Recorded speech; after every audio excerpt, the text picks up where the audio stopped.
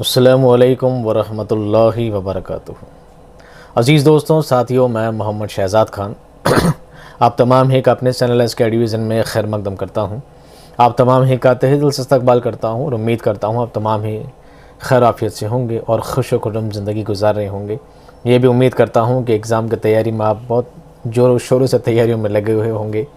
काफ़ी कोशिश और काफ़ी जद्दोजहद के साथ अपनी मेहनत में आप लगे हुए होंगे। ऐसे आप तमाम लोगों से उम्मीद करता हूँ। आज की जो मैराथन क्लास है दोस्तों, जैसा कि साइड में आपको नज़र आ रहा है, इस मैराथन क्लास का आपको बेसब्री से इंतज़ार था। इसके लिए लगातार मैंने 2 पोस्टें भी की थी, कम्युनिटी पोस्ट पर पैनल डाला था। उसके बाद पता लगा था कि हाँ, आपको बहुत ज़्यादा इसका इंतज़ार है। उम्मीद करते हैं कि आज वाली क्लास में आपको बहुत कुछ सीखने को, समझने को और काम आने वाली चीज़ आपको मिलेंगी। आज की क्लास काफ़ी लंबी होने वाली है, क्योंकि मैराथन का मतलब यही होता है क्लास लंबी हो, ठीक है। इसलिए आज की क्लास में हम ज़्यादा कुछ भी बातचीत नहीं करेंगे, सिर्फ पॉइंट टू पॉइंट और टॉपिक टू टॉपिक ही बात करेंगे। इधर उधर की बातों में बिल्कुल आपका वक्त ज़ाया नहीं करेंगे। लेकिन आज की क्लास को स्टार्ट करने से पहले एक प्यारी सी गज़ल आप लोगों के लिए, क्योंकि पिछली बार वाली जो क्लास में गज़ल थी जो आप लोगों को पेश की गई थी, आज वाली गज़ल मैं अपने लिए पेश कर रहा हूँ, ठीक है। आपको सिर्फ सुननी है और समझनी है। उसके बाद क्या करते हैं, हम क्लास को आगे कंटिन्यू करते हैं। इस मैराथन में आपको बहुत सारे सवालात मिलने वाले हैं और सवालों का आंसर मिलने वाले हैं, और उम्मीद करता हूं कि सारे सवाल आपको समझ में आ जाएंगे अच्छी तरह से। और वो सवाल जिन पे 10 मॉडल पेपर में कंट्रोवर्सी रही है, जिन सवालों में कई इख्तलाफ रहे हैं, जिन सवालों को समझने में, पढ़ने में कहीं कमियां रही है ना, उन्हीं सवालों को मैंने यहाँ पे वापस इकट्ठा किया है, ताकि आपकी वो कमियां, आपकी वो कंट्रोवर्सीज़ क्लियर हो सके, ठीक है। तो क्लास से पहले शुरू करते हैं आज की गज़ल। आँखों में रहा, दिल में उतर कर नहीं देखा, कश्ती के मुसाफिर ने समंदर नहीं देखा। आप डेडिकेट कर सकते हैं मुझे, हालांकि आप लोगों को पढ़नी चाहिए थी मेरे लिए, पर मैं पढ़ रहा हूँ अपने खुद के लिए। आप डेडिकेट कर सकते हैं, ठीक है। आँखों में रहा, दिल में उतर कर नहीं देखा, कश्ती के मुसाफिर ने समंदर नहीं देखा। बेवक्त अगर जाऊँगा सब चौंक पड़ेंगे, एक उम्र हुई दिन में कभी घर नहीं देखा। जिस दिन से चला हूँ मेरी मंजिल पे नज़र है, आँखों ने कभी मील का पत्थर नहीं देखा। पत्थर मुझे कहता है मेरा चाहने वाला, मैं मोम हूँ उसने मुझे छूकर नहीं देखा।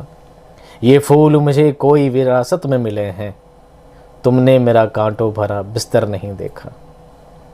ये जो 5 अशार हैं दोस्तों गज़ल की, 5 ही मुझसे रिलेट करते हैं, इसलिए मैंने आपके सामने पेश की है। क्योंकि आँखों में रहा, दिल में उतर कर नहीं देखा, कश्ती के मुसाफिर ने समंदर नहीं देखा। इससे मुराद ये है कि जब मैंने इस क्लास को स्टार्ट किया था, जब मैंने क्लासेस को शुरू किया था, तो मैंने ये नहीं देखा था कि इस क्लासेस को शुरू करने के बाद कितनी दुश्वारियाँ आने वाली है, कितनी प्रॉब्लम्स आने वाली है, कौन सी नेगेटिविटी आने वाली है। उन चीज़ों को सबको नकार कर मुझे सिर्फ मेरे काम पर फोकस करना था। हाँ, ये चीज़ ज़रूर है, इंसान हो तो इंसानी फितरत होती है, खुशी, गम, अपसेट होना, माइंड फ्रेश रखना, ये सब इंसानी फितरत के अकॉर्डिंग सब चीज़ें हो जाती है। लेकिन इंसान को अपने काम से हटना नहीं चाहिए, लीक से हटना नहीं चाहिए। इस चीज़ पर मैं खरा उतरा हूँ, अल्लाह का इसका बहुत बड़ा करम है। बेवक्त अगर जाऊँगा सब चौंक पड़ेंगे, एक उम्र हुई दिन में कभी घर नहीं देखा। बेवक्त अगर जाऊँगा से मुराद है कि बेवक्त अगर आपने मुझे जयपुर में देख लिया, क्योंकि पहली बार ऐसा हुआ है कि उर्दू का पेपर सभी का एक साथ एक ही टाइम में, एक ही सिटी में, एक ही वक्त में, बिना किसी शिफ्टिंग के। क्योंकि हर बार क्या होता है, शिफ्टों में पेपर होता है, first shift, second shift, third shift, fourth shift, अलग अलग शिफ्ट में पेपर होता है। इस बार एक ही शिफ्ट में रखा गया है। उसके बाद अलग अलग शहरों में होता है, अलग अलग सबकी सिटीज़ में अलग अलग डिस्ट्रिक्ट वाइज छाटा जाता है, वो भी नहीं है। सबको एक साथ ही जयपुर बुलाया गया है, सबका पेपर एक साथ ही है। और पूरे उर्दू वाले सारे, ऐसा भी नहीं कि सब अलग अलग सब्जेक्ट के हैं, सारे उर्दू वालों को एक साथ ही रखा गया है। और अगर बेवक्त मुझे किसी ने वहाँ पर देख लिया तो क्या होंगे, सब चौंक पड़ेंगे। अब ये देखना पड़ेगा कि कौन मुझसे मिल पाता है और कौन मुझसे नहीं, ये तो आपको वक्त ही बताएगा। जिस दिन से चला हूँ मेरी मंजिल पे नज़र है, आँखों ने कभी मील का पत्थर नहीं देखा। मेरी मंजिल है आप लोगों की कामयाबी जिसके लिए मैं जद्दोजहद में लगा हूँ, और आप लोग कामयाब हो जाएंगे, आपका सिलेक्शन हो जाएगा, वही मेरे लिए असल कामयाबी होगी। उसके अलावा मुझे कोई फालतू चीज़ें नहीं देखनी है, ना ही किसी नेगेटिविटी में, ना ही किसी कंटेंट में, किसी में नहीं पढ़ना है। मुझे सिर्फ वही काम करना है जिसमें मैं लगा हूँ। आप कामयाब हो जाएंगे, आपका पेपर मस्त हो जाएगा, आपका उर्दू का पेपर शानदार हो जाएगा। इससे ज़्यादा मुझे कुछ भी नहीं चाहिए। मेरा मील का पत्थर देखने की ज़रूरत नहीं है, मेरी मंजिल, मेरा लक्ष्य सिर्फ वही है, ठीक है। पत्थर मुझे कहता है मेरा चाहने वाला, मैं मोम हूँ उसने मुझे छू कर नहीं देखा। एक उस्ताद होने के नाते, एक टीचर होने के नाते आपसे कुछ उम्र में बड़ा होने के नाते काफ़ी सारी चीज़ें होती है जो कई बार रूडली हो जाती है। मेरा नेचर कभी कभी रूड भी हो जाता है कि देखो सर को कौन कॉल लगाते हैं, सर तो उठाते ही नहीं है, रूडली जवाब देते हैं, सर मैसेज का रिप्लाई नहीं करते, तो कई बार ना रूड होना पड़ता है, जिसकी कुछ वजूहत होती हैं। ऐसा नहीं कि मेरा नेचर रूड है, मेरा नेचर बहुत ही ज़्यादा हम्बल नेचर का इंसान हूँ मैं। जो मुझसे पर्सनली बात कर चुके हैं, जो मुझसे पर्सनली जानते हैं, वो मेरा नेचर अच्छी तरह से जानते समझते हैं। ये फूल मुझे कोई विरासत में मिले हैं, तुमने मेरा कांटों भरा बिस्तर नहीं देखा। और आज जब अल्लाह ताला के करम से, आप लोगों की ढेर सारी दुआओं से आज जब ये 10-12 हज़ार सब्सक्राइबर हैं, 10-12 हज़ार लोग चाहने वाले हैं, मोहब्बत करने वाले हैं, तो ये सब लोग ये समझते हैं कि सर को सब ऑटोमेटिक मिल गया है। ऑटोमेटिक नहीं है, कहीं कहीं रातें जागा हूँ मैं, है ना। इसमें ना एक उम्र है, दिन में एक उम्र हुई दिन में कभी घर नहीं देखा से मुराद है कि एक उम्र हुई है रात रात भर जाग जाग के मैंने आपके लिए कंटेंट तैयार किया है, पूरी नाइट लगी है, क्योंकि मैं आपको पता है, हमेशा से बता चुका हूँ, मेरा अकेले का काम है, मेरी कोई टीम नहीं है, सब कुछ मैं अकेले ही करता हूँ। आपके लिए कंटेंट पढ़ना, तैयार करना, ठीक है, उसके लिए स्लाइड बनाना और आपके लिए वीडियो पेश करना, आपको बढ़िया से बढ़िया कंटेंट देना, सीरीज़ लगाना। कहना आसान होता है, कहने वालों ने तो मुझे यहाँ तक कह दिया था, मेरे पेड स्टूडेंट्स ने, सर मैं 5-5 हज़ार सवाल दे दो सर, ऐसा करो सर एक टॉपिक से 10-10 हज़ार सवाल बना दो हमारे लिए, जो कितना आसान नहीं होता है। जब करोगे ना खुद तो आपको पता लगेगा इन सब चीज़ों के बारे में। बहरहाल आज की क्लास में टाइम वेस्ट करने वाला नहीं हूँ आपका, तो गज़ल थी, रिलेट करनी थी, इसलिए आपको समझा दी। उम्मीद करता हूँ आपको गज़ल पसंद आएगी, और आपके लिए भी गज़ल है जो क्लास के सबसे लास्ट में आपको बताई जाएगी। कुछ और भी अहम बातें होंगी जो आपको क्लास के दौरान बीच बीच में बता दी जाएगी। अपनी सीट बेल्ट बांध के बैठ जाइए आराम से, क्योंकि काफ़ी लंबी क्लास है, बिल्कुल तसल्ली से बैठिएगा, पूरा दिमाग चेता ठाले करके बिल्कुल ढंग से, ठीक है। शुरू करें आज की क्लास। बिस्मिल्लाहिर्रहमानिर्रहीम। दर्ज झेल इख्तिबास को पढ़कर मुताल्लिका सवालात 1 से 5 के जवाबात दीजिए। यानी अब क्या होगा, आपके एग्जाम में श्योर है कि रीड के जो पुराने पेपर आ चुके हैं सॉरी, रीड के जो पुराने पेपर आ चुके हैं दोस्तों, तो उसमें क्या होता है, पैसेज दिया जाता है, बंद दिया जाता है, कोई नज़म कोई गज़ल दे दी जाती है, उसके बाद आपको उससे सवालात दिए जाते हैं। ऐसा हमेशा से रहा है, ये बात अच्छी तरह आप जानते हैं। तो कुछ उन्हीं चीज़ों को, कॉन्सेप्ट को बेस्ड करके मैंने यहाँ पे क्वेश्चन बनाने की कोशिश की है। तो पैसेज क्या है देख लीजिए। हिंदुस्तान एक लंबा चौड़ा देश है जिसमें कहीं ऊंचे पहाड़ और गहरी नदियाँ रास्ता रोकती हैं, कहीं फैले रेगिस्तान हैं जिनमें आबादी कम है, और कहीं ज़मीन सोना उगलती है, कहीं बंजर है, कुछ पैदा नहीं होता। फिर यहाँ के बसने वालों को देखो तो काले भी हैं और गोरे भी, खूबसूरत भी हैं और बदसूरत भी, लंबे कद वाले भी हैं और छोटे कद वाले भी, जंगलियों की तरह ज़िंदगी गुजारने वाले भी हैं और बड़े बड़े शहरों में रहने वाले भी। यह आपका एक पैसेज है जिस तरह आपको एग्जाम में दिया जाएगा, ठीक है। अब देखें दोस्तों सवाल कैसे बन सकते हैं। सवालों को बहुत पेचीदा तरीके से घुमाया जा सकता है, मैंने भी कोशिश की काफ़ी ज़्यादा उसको मॉडिफाई करने की, तो आप भी फोकस करें कि सवाल कैसा बना है। दर्ज वाला इख्तिबास किस सबक से माखूज़ है, ये कौन से सबक से लिया गया है। तो आपको तो याद है 9th और 10th की किताब से ये सारे सबक लिए जाएंगे, है ना। पूरा फोकस आपको इसी चीज़ पर रखना है। हो सकता है 6, 7, 8 का भी दे दे, हो सकता है 11, 12 का भी दे दे, हो सकता है कोई अनसीन पैसेज भी दे दे, ज़रूरी नहीं है, लेकिन फोकस आपको रखना है कि 9th और 10th से ही आपका सिलेबस, आपके चैप्टर लिए जाएंगे। तो ये जो दो इख्तिबास है दोस्तों, ये ज़बानों का घर हिंदुस्तान चैप्टर से ये लिया गया है, ठीक है। ये इसका सही जवाब है। सवाल नंबर 2, दर्ज बाला सबक के मुसन्निफ हैं। अब ये पैसेज किससे लिया गया है, ज़बानों का घर हिंदुस्तान चैप्टर से लिया गया है, और इस चैप्टर के मुसन्निफ कौन है, सैयद एहतशाम हुसैन रिजवी, ठीक है। सैयद एहतशाम हुसैन रिजवी इसके कौन है, मुसन्निफ है। और ये बात आप भी ध्यान रखना कि जब एग्जाम में जाएं तो आप क्लास 9th क्लास 10th की जो जान पहचान की बुक है, बुक मैं आपको प्रोवाइड कर चुका हूँ, टेलीग्राम पे फ्री में अपलोड कर चुका हूँ। वैसे वो फ्री थी, आपको भी NCERT से मिल जाती, ठीक है, वेबसाइट पर अगर आप ढूंढते तो आपको क्या करना है दोस्तों, आपको उस 9th और 10th की जो इंडेक्स होती है, तरतीब जो होती है, उसको अच्छी तरह पढ़कर जाना है, कौन सा चैप्टर किस मुसन्निफ ने लिखा है। उम्मीद करता हूँ ज़्यादा नहीं तो कम से कम एक सवाल तो ज़रूर उससे आएगा ही आएगा, बिल्कुल श्योर। ये बात मैंने सेकंड ग्रेड में बोली थी, कम से कम 2 सवाल आने की उम्मीद उनके थी। आपका पेपर 70 सवालों का ही है, तो मुझे उम्मीद है एक सवाल तो इनसे घुमा फिरा कर बनेगा ही बनेगा, ठीक है। सवाल नंबर 3, दर्ज बाला इख्तिबास में मुतज़ाद लफ्ज़ नहीं है। अब ये तो आपको इख्तिबास पढ़ना है और बाद में यहाँ पर नोटिफाई करना है। ये खूबसूरत और बदसूरत अपना में क्या है, बिल्कुल मुतज़ाद लफ्ज़ हैं।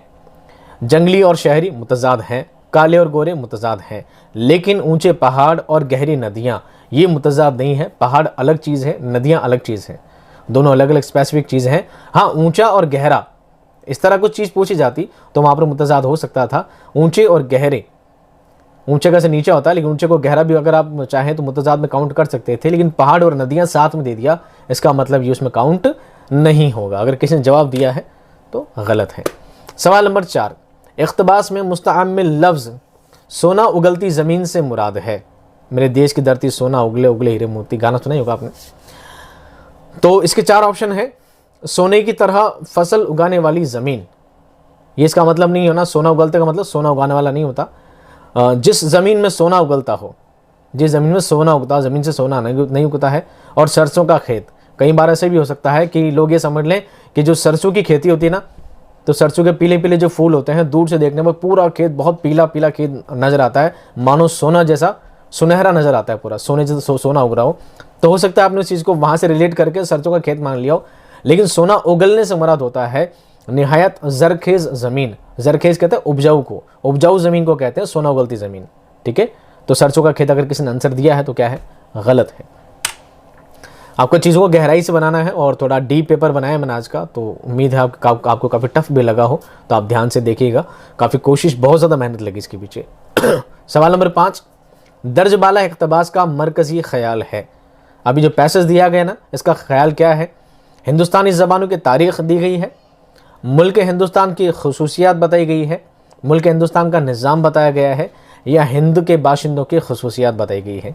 अब आप ये मत सोचना काले काले गोरे है ना, और छोटे कद वाले लंबे कद वाले, तो हिंद के बाशिंदों की खसूसियात नहीं, बल्कि मुल्क हिंदुस्तान की खसूसियात बताई गई है कि हिंदुस्तान में इस तरह के लोग यहाँ पर रहा करते हैं। उसमें काले गोरे भी हैं, ऊंचे पहाड़ और नदियाँ भी हैं। ठीक है, धरातल सूखा है और जरखेज़ भी है। इस तरह से आपको चीज़ें बताइए। इसका मतलब क्या, मुल्क हिंदुस्तान की खसूसियात है, ना कि यहाँ के बाशिंदों की, यहाँ के नागरिकों की खसूसियात है। आपको पैसेज इस तरह घुमा फिरा के सवाल दिए जा सकते हैं। 5 सवाल ऑलमोस्ट एक पैसेज आपको दिए जाएंगे, आपको अच्छी तरह से समझना है। एक पैसेज आपको और देंगे थोड़ी देर बाद। चलिए अगला सवाल देखते हैं। अब जो सवाल है, तो इस सवाल का पैसेज को लेना देना नहीं है, 1 से 5 तक आपको जवाब देने थे। सवाल नंबर 6 है, तिलोक चंद महरूम। तिलोक चंद नहीं है दोस्तों, तिलोक चंद। क्या है, तिलोक चंद। वैसे सही नाम त्रिलोक चंद होता है, लेकिन उनका सही नाम है तिलोक चंद महरूम। 1948 में किस कॉलेज में उर्दू के लेक्चरर बने। तो वो था दोस्तों camp college Delhi. Camp college Delhi. बाकी की कॉलेज भी इनसे कहीं ना कहीं अटैच नहीं होते हैं, अच्छी तरह से आप इसको मिला लीजिएगा। एक चीज़ आपको और ध्यान रखनी है कि अभी तक भी मेरे पास क्वेश्चंस आ रहे हैं, सवालात आ रहे हैं कि सर ग्रामर तो हमने कर ली है और उर्दू अदब की तारीख़ पढ़ ली है, ये पढ़ लिया है, वो पढ़ लिया है, सर ये ना मुसन्निफ़ और शोरा की जो हालात ज़िंदगी बहुत ज़्यादा टफ पड़ रही है ना। इसके लिए आपको क्या करना है, जो मैंने कंटेंट दिया है वो तो पढ़ना ही है, वो तो पूरा ही पढ़ना, आपको टाइम मिले तो। अब टाइम नहीं बचता है तो आप वीडियो देख लीजिएगा, या जो मैंने शॉर्ट चीज़ें 1 लाइनर दी आप वो चीज़ें पढ़ लीजिएगा। उसके बाद भी इन सब चीज़ों के बाद भी कहें सर मेरे को लास्ट टाइम नहीं मिल रहा है, तो बेटर ये है कि 9th और 10th की जो किताब जान पहचान में कोई चैप्टर शुरू होने से पहले जो शायर का, मुसन्निफ़ का जो हवाला होता है, इंट्रोडक्शन बिल्कुल मुख्तसर 4 से 5 लाइन में, एक बार उसको थोड़ा कंफर्म कर लीजिएगा। सबसे ज़्यादा उसको कंटेस्ट कर लीजिएगा, अजबर कर लीजिएगा, वो आपके लिए बहुत ज़्यादा ज़रूरी होगा। ठीक है, सवाल नंबर 7, झेल में नज़ीर अकबर आबादी की नज़्म नहीं है।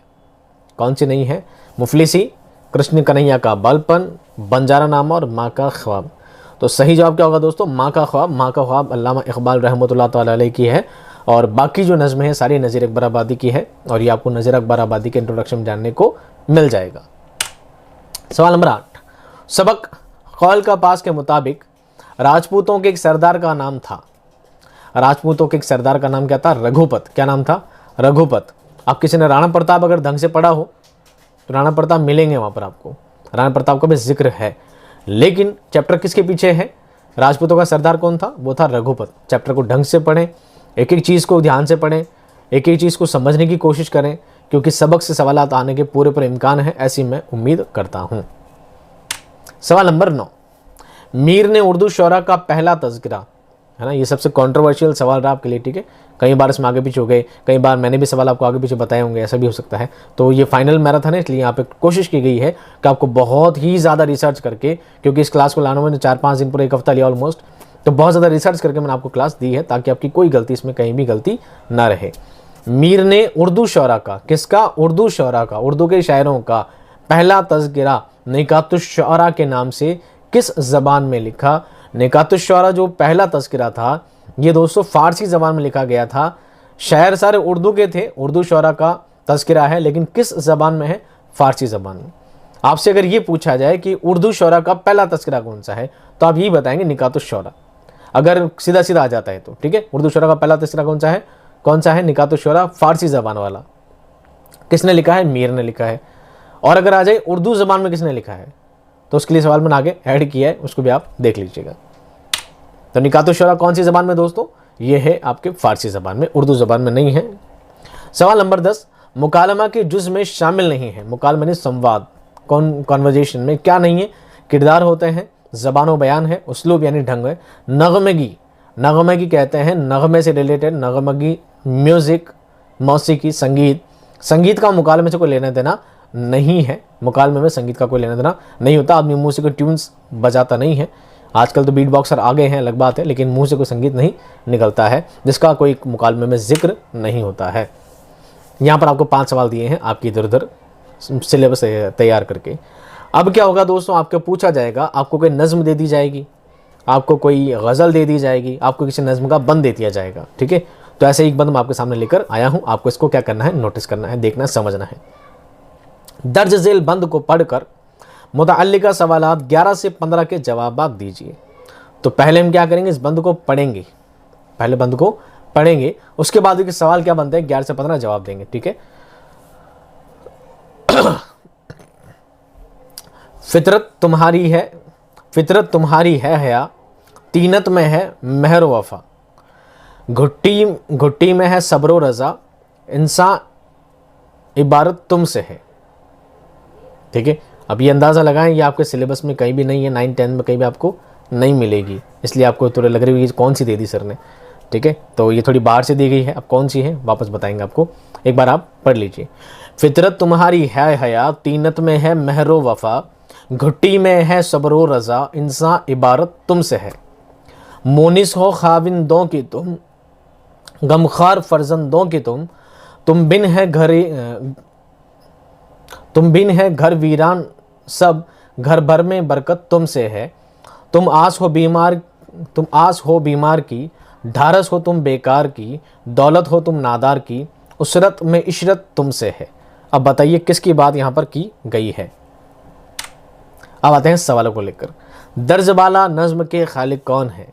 इस नज़्म के खालिक हैं दोस्तों अल्ताफ़ हुसैन हाली। कौन है? अल्ताफ़ हुसैन हाली।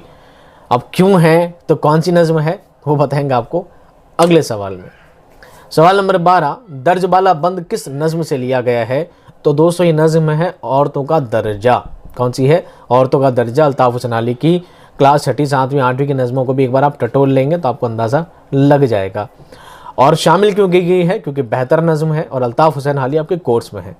हालांकि मुझे पूरी उम्मीद है 9 और 10 से बाहर कुछ नहीं आएगा, बट अदरवाइज़ अगर ऐसा कभी हो गया एग्ज़ाम में, कभी 6ठी 7वीं 8वीं कोई चीज़ आ गई या 11 12 से कुछ आ गया, तो आप मुझ पर इस बात का ब्लेम ना करें सर ने कहा था 9 10 9 10 9 10 9 10, देखो सर 6ठी 7वीं 8वीं से सवाल आ गए, तो बाद में मुझ पर ब्लेम ना करो। इसलिए मैंने आपके लिए यहाँ पर नज़्म 6ठी 7वीं 8वीं से ऐड करके डाल दी है, अदरवाइज़ मुझ पर कुछ ब्लेम ना हो।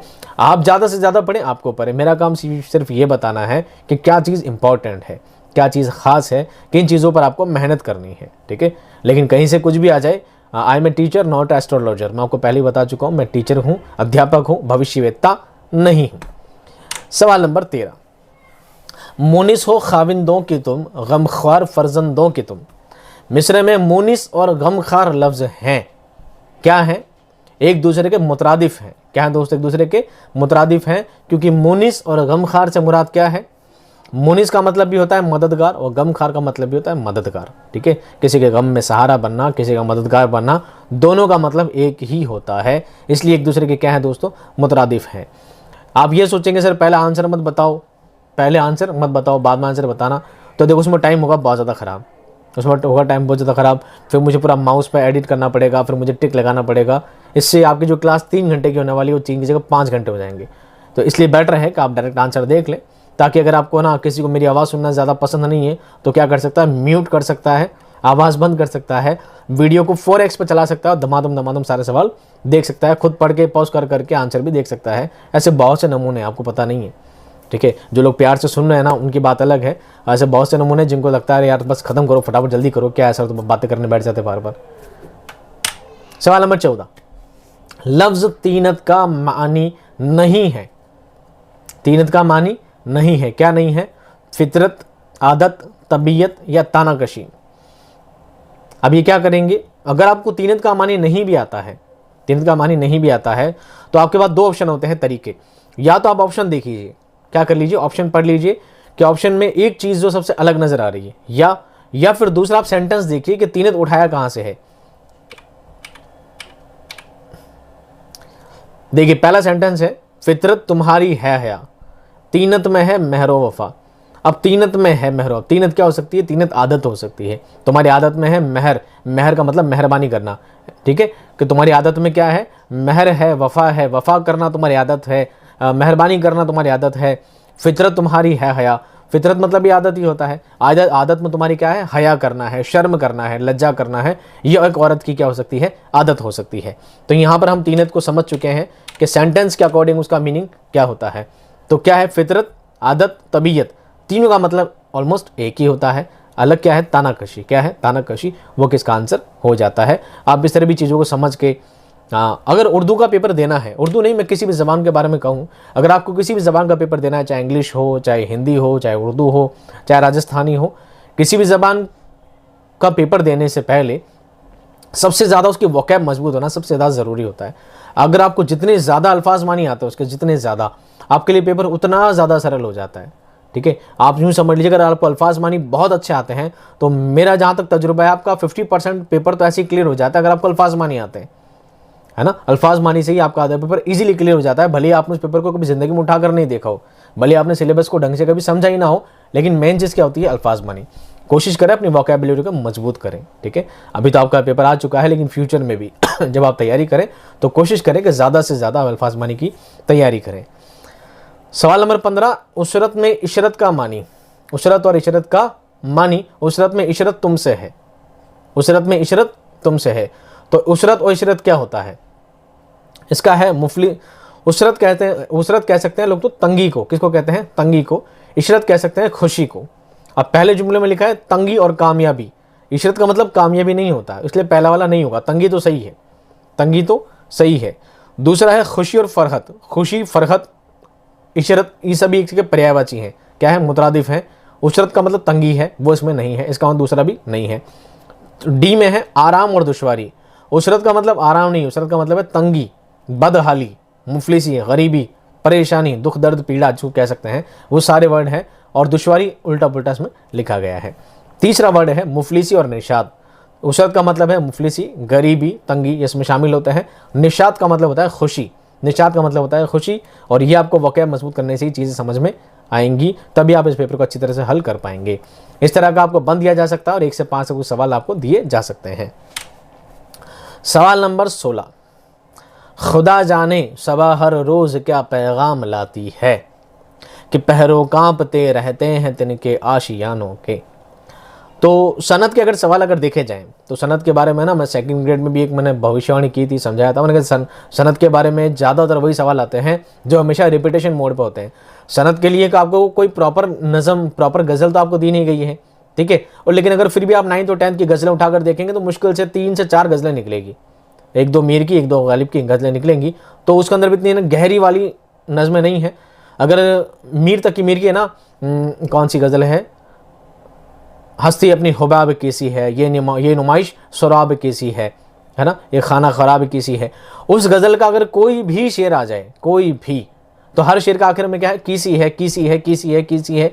और आपको पता है कीसी, कासा, के जैसा, की तरह, ये सब तशबीह के लिए। तो उस गज़ल का तो कोई भी शेर अगर आपको दे दिया जाए तो उसमें आप तशबीह ही आएगा, ठीक है। अगर कोई चीज़ नहीं है तो अलग बात है, लेकिन पूरे शेर में क्या तशबीह ही है, तो उसमें तो इतनी ज़्यादा मुश्किल सनत मिलेगी नहीं। तो जो रीड के अकॉर्डिंग, रीड के मायार के, रीड के लेवल के अकॉर्डिंग जो सनत आ सकती है, मैंने कोशिश की है उन सनत के 10-15 शेरों को इकट्ठे करने की मैंने कोशिश की है। तो कंटिन्यू यही शेर आएंगे, आप ढंग से सुने, समझे कि इसमें कैसा है, क्यों है। जब तक आप शेर का मफहूम नहीं निकाल पाएंगे, जब तक उसका मतलब नहीं निकाल पाएंगे, जब तक मानी नहीं निकाल पाएंगे, आपको सनद तो कभी ज़िंदगी में समझ में नहीं आएगी। ठीक है, सनद का लेवल क्या है, सनद कैसे आती है, घबरा घबरा के मर जाएंगे साले, हो क्या रहा है। तो ढंग से समझे। खुदा जाने सबा हर रोज़ का पैगाम लाती है कि पहरों कांपते रहते हैं तिनके आशियानों के। कौन सी सनत है इसमें? है दोस्तों सनअत हुस्न तालील। दूसरी क्यों नहीं है वो भी बता देता हूँ। यहाँ लिखते हैं कि खुदा जाने, अल्लाह ही जाने कि क्या माजरा है, क्या वजह है कि सबा हवा रोज़ क्या पैगाम लेकर आ रही है, कौन सा मैसेज लेकर आती है कि पहरों कांपते रहते हैं तिनके। तिनके कहते हैं या तो समझ लीजिए डालियाँ, है ना, कि पेड़ की डालियाँ हिलती रहती है, तिनके हिलते रहते हैं। अरे हवा से तिनकों का हिलना डुलना कॉमन चीज़ है, लेकिन किसी चीज़ की अच्छी वजह बताना, हुस्न यानी अच्छा, हुस्न यानी खूबसूरती, हुस्न यानी बेहतर, उम्दा। तालील, तालील बना है इल्लत से, तालील बना है इल्लत से, इल्लत यानी वजह। किसी चीज़ की अच्छी वजह बताना, किसी चीज़ की अच्छी वजह बताना क्या कहलाता है? सनअत तालील कहलाता है, सनअत हुस्न तालील कहलाता है। वजह क्या है? हवाओं का चलना और तनिकों का हिलना कॉमन चीज़ है, लेकिन शायर कहता है कि ना जाने अल्लाह की तरफ से कौन सा पैगाम आया है, खुदा की तरफ से कौन सा पैगाम आया है कि ये तिनके हिलने लग गए हैं, डर के मारे, खौफ से हिल रहे हैं। जबकि खौफ से नहीं हिल रहे, हवाओं से तिनकों का हिलना कॉमन चीज़ है। अच्छी चीज़ बताई गई है, एक अच्छी वजह बताई गई है, इसलिए यहाँ पर क्या होगा दोस्तों? सनअत हुस्न तालील। बिल्कुल दिमाग में कंठस्थ कर लीजिएगा। अब बताइए बाकी तीन क्यों हैं, क्यों नहीं है? सनअत मुबालगा में होता है किसी चीज़ की वजह बताना, और वजह के भी तीन लेवल्स होना। एक होता है सनअत मुबालगा। क्या होता है सनअत मुबालगा? मुबालगा में 3 स्टेप होते हैं, ठीक है, तबलीग, इगराक और गुलू। आगे सवाल आएंगे, मैं आपको उसमें बता दूंगा। एक तशबीह होता है, तशबीह का मतलब होता है किसी चीज़ को किसी चीज़ से तशबीह देना, किसी चीज़ से मुशाबहत करार देना, किसी एक चीज़ को दूसरी चीज़ के जैसा बताना। यहाँ पर जैसा जैसी का मामला तो है नहीं। और एक होता है सनअत तज़ाद, यानी अल्फाज ऐसे आना कि एक लफ्ज़ दूसरे की ज़िद हो, एक लफ्ज़ दूसरे की ज़िद हो, ऑपोजिट हो, उसका विलोम शब्द हो। यहाँ पर ऐसे विलोम शब्द वाले अल्फाज भी नहीं है, इसलिए यहाँ पर क्या होगा दोस्तों? सनअत हुस्न तालील। समझ में आ गई? सिर्फ शेर ही याद नहीं रखना है, बल्कि ये भी याद रखना है कि कॉन्सेप्ट क्या है। ठीक है, सवाल नंबर 17। नाजुकी उनके लब की क्या कहिए, पंखुड़ी एक गुलाब की सी है। अब ये की सी है मैंने उसी से लिया है, ठीक है, हश्ती अपनी हुबाब की सी है, उसी चैप्टर से लिया है। इसमें कौन सी है? तो मैंने कहा इसमें पूरी क्या है? सनअत तशबीह ही है सारी, क्योंकि लबों को क्या बताया है? पंखुड़ी एक गुलाब की सी है। उसके लब कैसे हैं? एक गुलाब की पंखुड़ियों की तरह कोमल है, नाजुक है। तो नाजुकी वजह बताई है, नाजुकी वजह है, और क्या है? लब को तशबीह दिया है किससे? पंखुड़ियों से। गुलाब की पंखुड़ी की तरह नाजुक है। एक चीज़ को दूसरी चीज़ के जैसा मुशाबहत करार देना, एक चीज़ को दूसरी चीज़ के जैसा बताना, ठीक है, वो चीज़ क्या कहलाएगी? सनअत तशबीह कहलाएगी। क्या कहलाएगी? सनअत तशबीह, सनअत तशबीह कहलाएगी। सवाल नंबर 18। छोटे से चांद में है जुल्मत भी रोशनी भी, निकला कभी गहन से आया कभी गहन में। छोटे से चांद में, चांद छोटा सा है, ये किसके लिए कहा गया है दोस्तों? जुगनू के लिए कहा गया है। किसके लिए कहा गया है? जुगनू के लिए कहा गया है। और एक तो होता है किसी चीज़ को किसी के जैसा बताना, लब का इस्तेमाल भी किया है और पंखुड़ी गुलाब की भी बताई है, और बताया गया है कि लब के बारे में बात की जा रही है और पंखुड़ी गुलाब की बात की जा रही है, दोनों एक जैसे हैं। लेकिन यहाँ पर यह नहीं बताया जा रहा है कि जुगनू है चांद के जैसा है, बल्कि कहा जा रहा है कि चांद ही जुगनू है या जुगनू ही चांद है। ठीक है, चांद ही जुगनू, जुगनू चांद है। उस चीज़ को उसी से ही बताया जा रहा है। किसी चीज़ को इतना ज़्यादा बड़ा चढ़ाकर बताना कि वो चीज़ को उसी के मातहत ही करार दे दिया जाए। छोटे से चांद में है, अब बात की जा रही है चांद की, कि चांद है जो कभी गहन में आता है, गहन से जाता है। गहन को आप हिंदी में कह सकते हैं ग्रहण। क्या कहते हैं? ग्रहण। गहन को हिंदी में ग्रहण कहते हैं। कहते चंद्र ग्रहण होता है, सूर्य ग्रहण होता है, उस ग्रहण को क्या कह सकते हैं? गहन। क्या कहते हैं? गहन। और वैसे गहन का मतलब होता है तारीकी, अंधेरा, कि अंधेरे से कभी निकलता है, अंधेरे में कभी छुप जाता है। छोटा सा चांद है, छोटा सा चांद है। वो चांद नहीं, वो कौन है? जुगनू है। तो जब किसी चीज़ को इतना ज़्यादा बता देना कि उस चीज़ को जैसा जैसी ना बोलकर उस चीज़ को वही करार देना, जुगनू के लिए कह दिया कि चांद ही है, मेरा जुगनू ही चांद, मेरा बच्चा तो चांद की तरह प्यारा है, मेरा बच्चा तो चांद की तरह प्यारा है। तो क्या होगा? तशबीह। और मैं कहूँ मेरा बच्चा तो चांद है, मेरा बच्चा तो चांद है, तो ये क्या हो जाएगा? सनअत इस्तिआरा। सनअत इस्तिआरा यानी बात को इतना ज़्यादा बढ़ा देना कि उस चीज़ को वही करार देना। अली तो शेर की तरह बहादुर है, शेर की तरह बहादुर है, तो वो चीज़ तो हो जाएगी क्या? सनअत तशबीह। क्योंकि शेर और अली और बहादुरी तीनों चीज़ें शामिल की गई है। एक चीज़ को दूसरी से मुशाबहत करार दी जा रही है तो वहाँ तो का सनत तशबीह। और जहाँ पर है अली तो शेर है। अब शेर अलग चीज़ है, अली अलग चीज़ है, एक इंसान है, ठीक है, एक इंसान है और दूसरी चीज़ अलग है। दोनों को फिर भी कॉमन चीज़ ना बता के उसको वही चीज़ करार दे देना, क्या कहलाएगा? सनत इस्तिआरा। क्या कहलाएगा? सनत इस्तिआरा। दूसरे लफ्ज़ भी आएंगे, नीचे आएंगे के बारे में आपको और क्लियर कर दिया जाएगा। सवाल नंबर 19, ज़ेरे ज़मीं से आता है जो गुल सोज़र बकफ, क़ारून ने रास्ते में लुटाया ख़जाना क्या। अब कहते क्या है? ज़ेरे ज़मीं से आता है, ज़ेरे ज़मीं ज़मीन के नीचे से आता है, जो गुल जो फूल ज़मीन से निकलता है, सोज़र बकफ जो पीले रंग का जो फूल ज़मीन से निकलता है, कानून ने रास्ते में लुटाया ख़जाना क्या। अब इस जगह हम दो बातें कर सकते हैं, इसके दो जवाब और दोनों ही सही हैं, लेकिन एग्जाम में आपको हुस्न तालील पर ज़्यादा फोकस करना है। पहली बात तो दोनों में से एक ही आएगा। पहली बात तो शेर आए ना आए अलग बात है। अगर ये शेर आ जाता है और ऑप्शन आते हैं तो ऑप्शन इसका सनत तलमीह भी आएगा और सनत हुस्न तालील भी आएगा। क्यों आएगा? दोनों ही में से या तो एक आएंगे और दोनों आ जाते हो तो दोनों ही सही है। इस पर या तो आपको बोनस मिल जाएगा या फिर सवाल कट हो जाएगा, ठीक है, 101% श्योर। इसमें मामला ये है, इसमें बात की जा रही कारून की। कारून का ख़जाना था और जब किसी कुरानी किस्से के बारे में, कुरान की किसी आयत के बारे में, किसी हदीस मुबारका के बारे में, ठीक है, किसी पुराने किस्से कहानी, किसी रिवायत के बारे में जब बात की जाती है शेर में, तो वहाँ पर सनत तलमीह आती है और कारून का जिक्र है। कारून का कुरान करीम में जिक्र है, इसलिए कारून जहाँ पर लफ्ज़ इस्तेमाल हुआ है इसलिए शेर में सनत तलमीह का इस्तेमाल किया गया है। ये तो हुई पहली बात। लेकिन दूसरी तरफ शायर घुमा फिरा के बाद ये भी कहता है कि ज़मीन से जो पीले कलर के फूल निकलते हैं, क्यों निकलते हैं? क्योंकि कारून का ख़जाना आपको पता है कि ज़मीन में धंसा दिया गया था और चूंकि कारून का ख़जाना जो सोना था वो ज़मीन में दब गया था। अब जो पीले फूल निकलते हैं, जो सोने की तरह पीले फूल निकलते हैं, ये उसी की वजह है।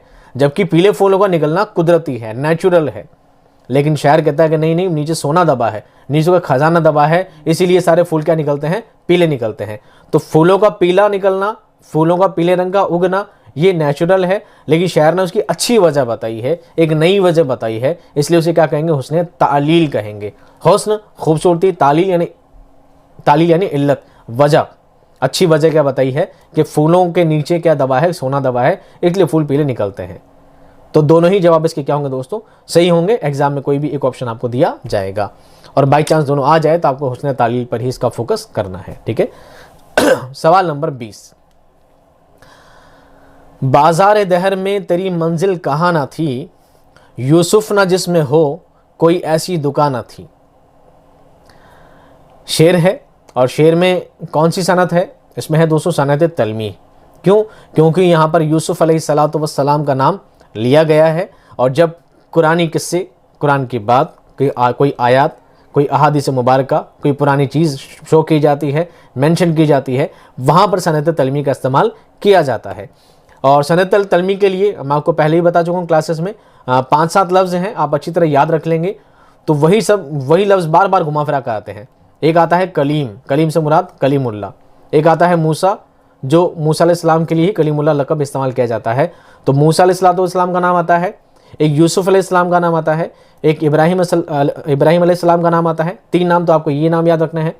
एक कलीमुल्लाह आता है, ठीक है, एक नमरूद का नाम आता है, एक कारून का नाम आता है, ठीक है। ये 5-7 नाम ऐसे हैं जो तलमीह के लिए हमेशा फिक्स रखे गए हैं और ज़्यादातर सवाल इन्हीं से हमेशा बनते हैं, ज़्यादा कोई सवाल नहीं बनते। तो अगर आपको इनमें से एक भी नाम मिल जाता है शेर में, आपको आओ देखना ना ताओ, सीधा आपको बताना है सनत तलमीह। इब्राहिम अलैहिस्सलाम, यूसुफ अलैहिस्सलाम और मूसा अलैहिस्सलाम, कलीमुल्लाह, खलीलुल्लाह और ईसा अलैहिस्सलाम का नाम भी आता है, एक मरियम अलैहिस्सलाम का नाम भी आता है, ठीक है, उनका नाम भी आता है। तो ये जब नाम आएंगे ना शेर में तो आपको बताना सनत तलमीह वहाँ पर इस्तेमाल की गई है और यही शेर हमेशा से आता है और यही आएंगे इंशाल्लाह आगे भी, आपको नेट जेआरएफ का पेपर नहीं दे रहे हो।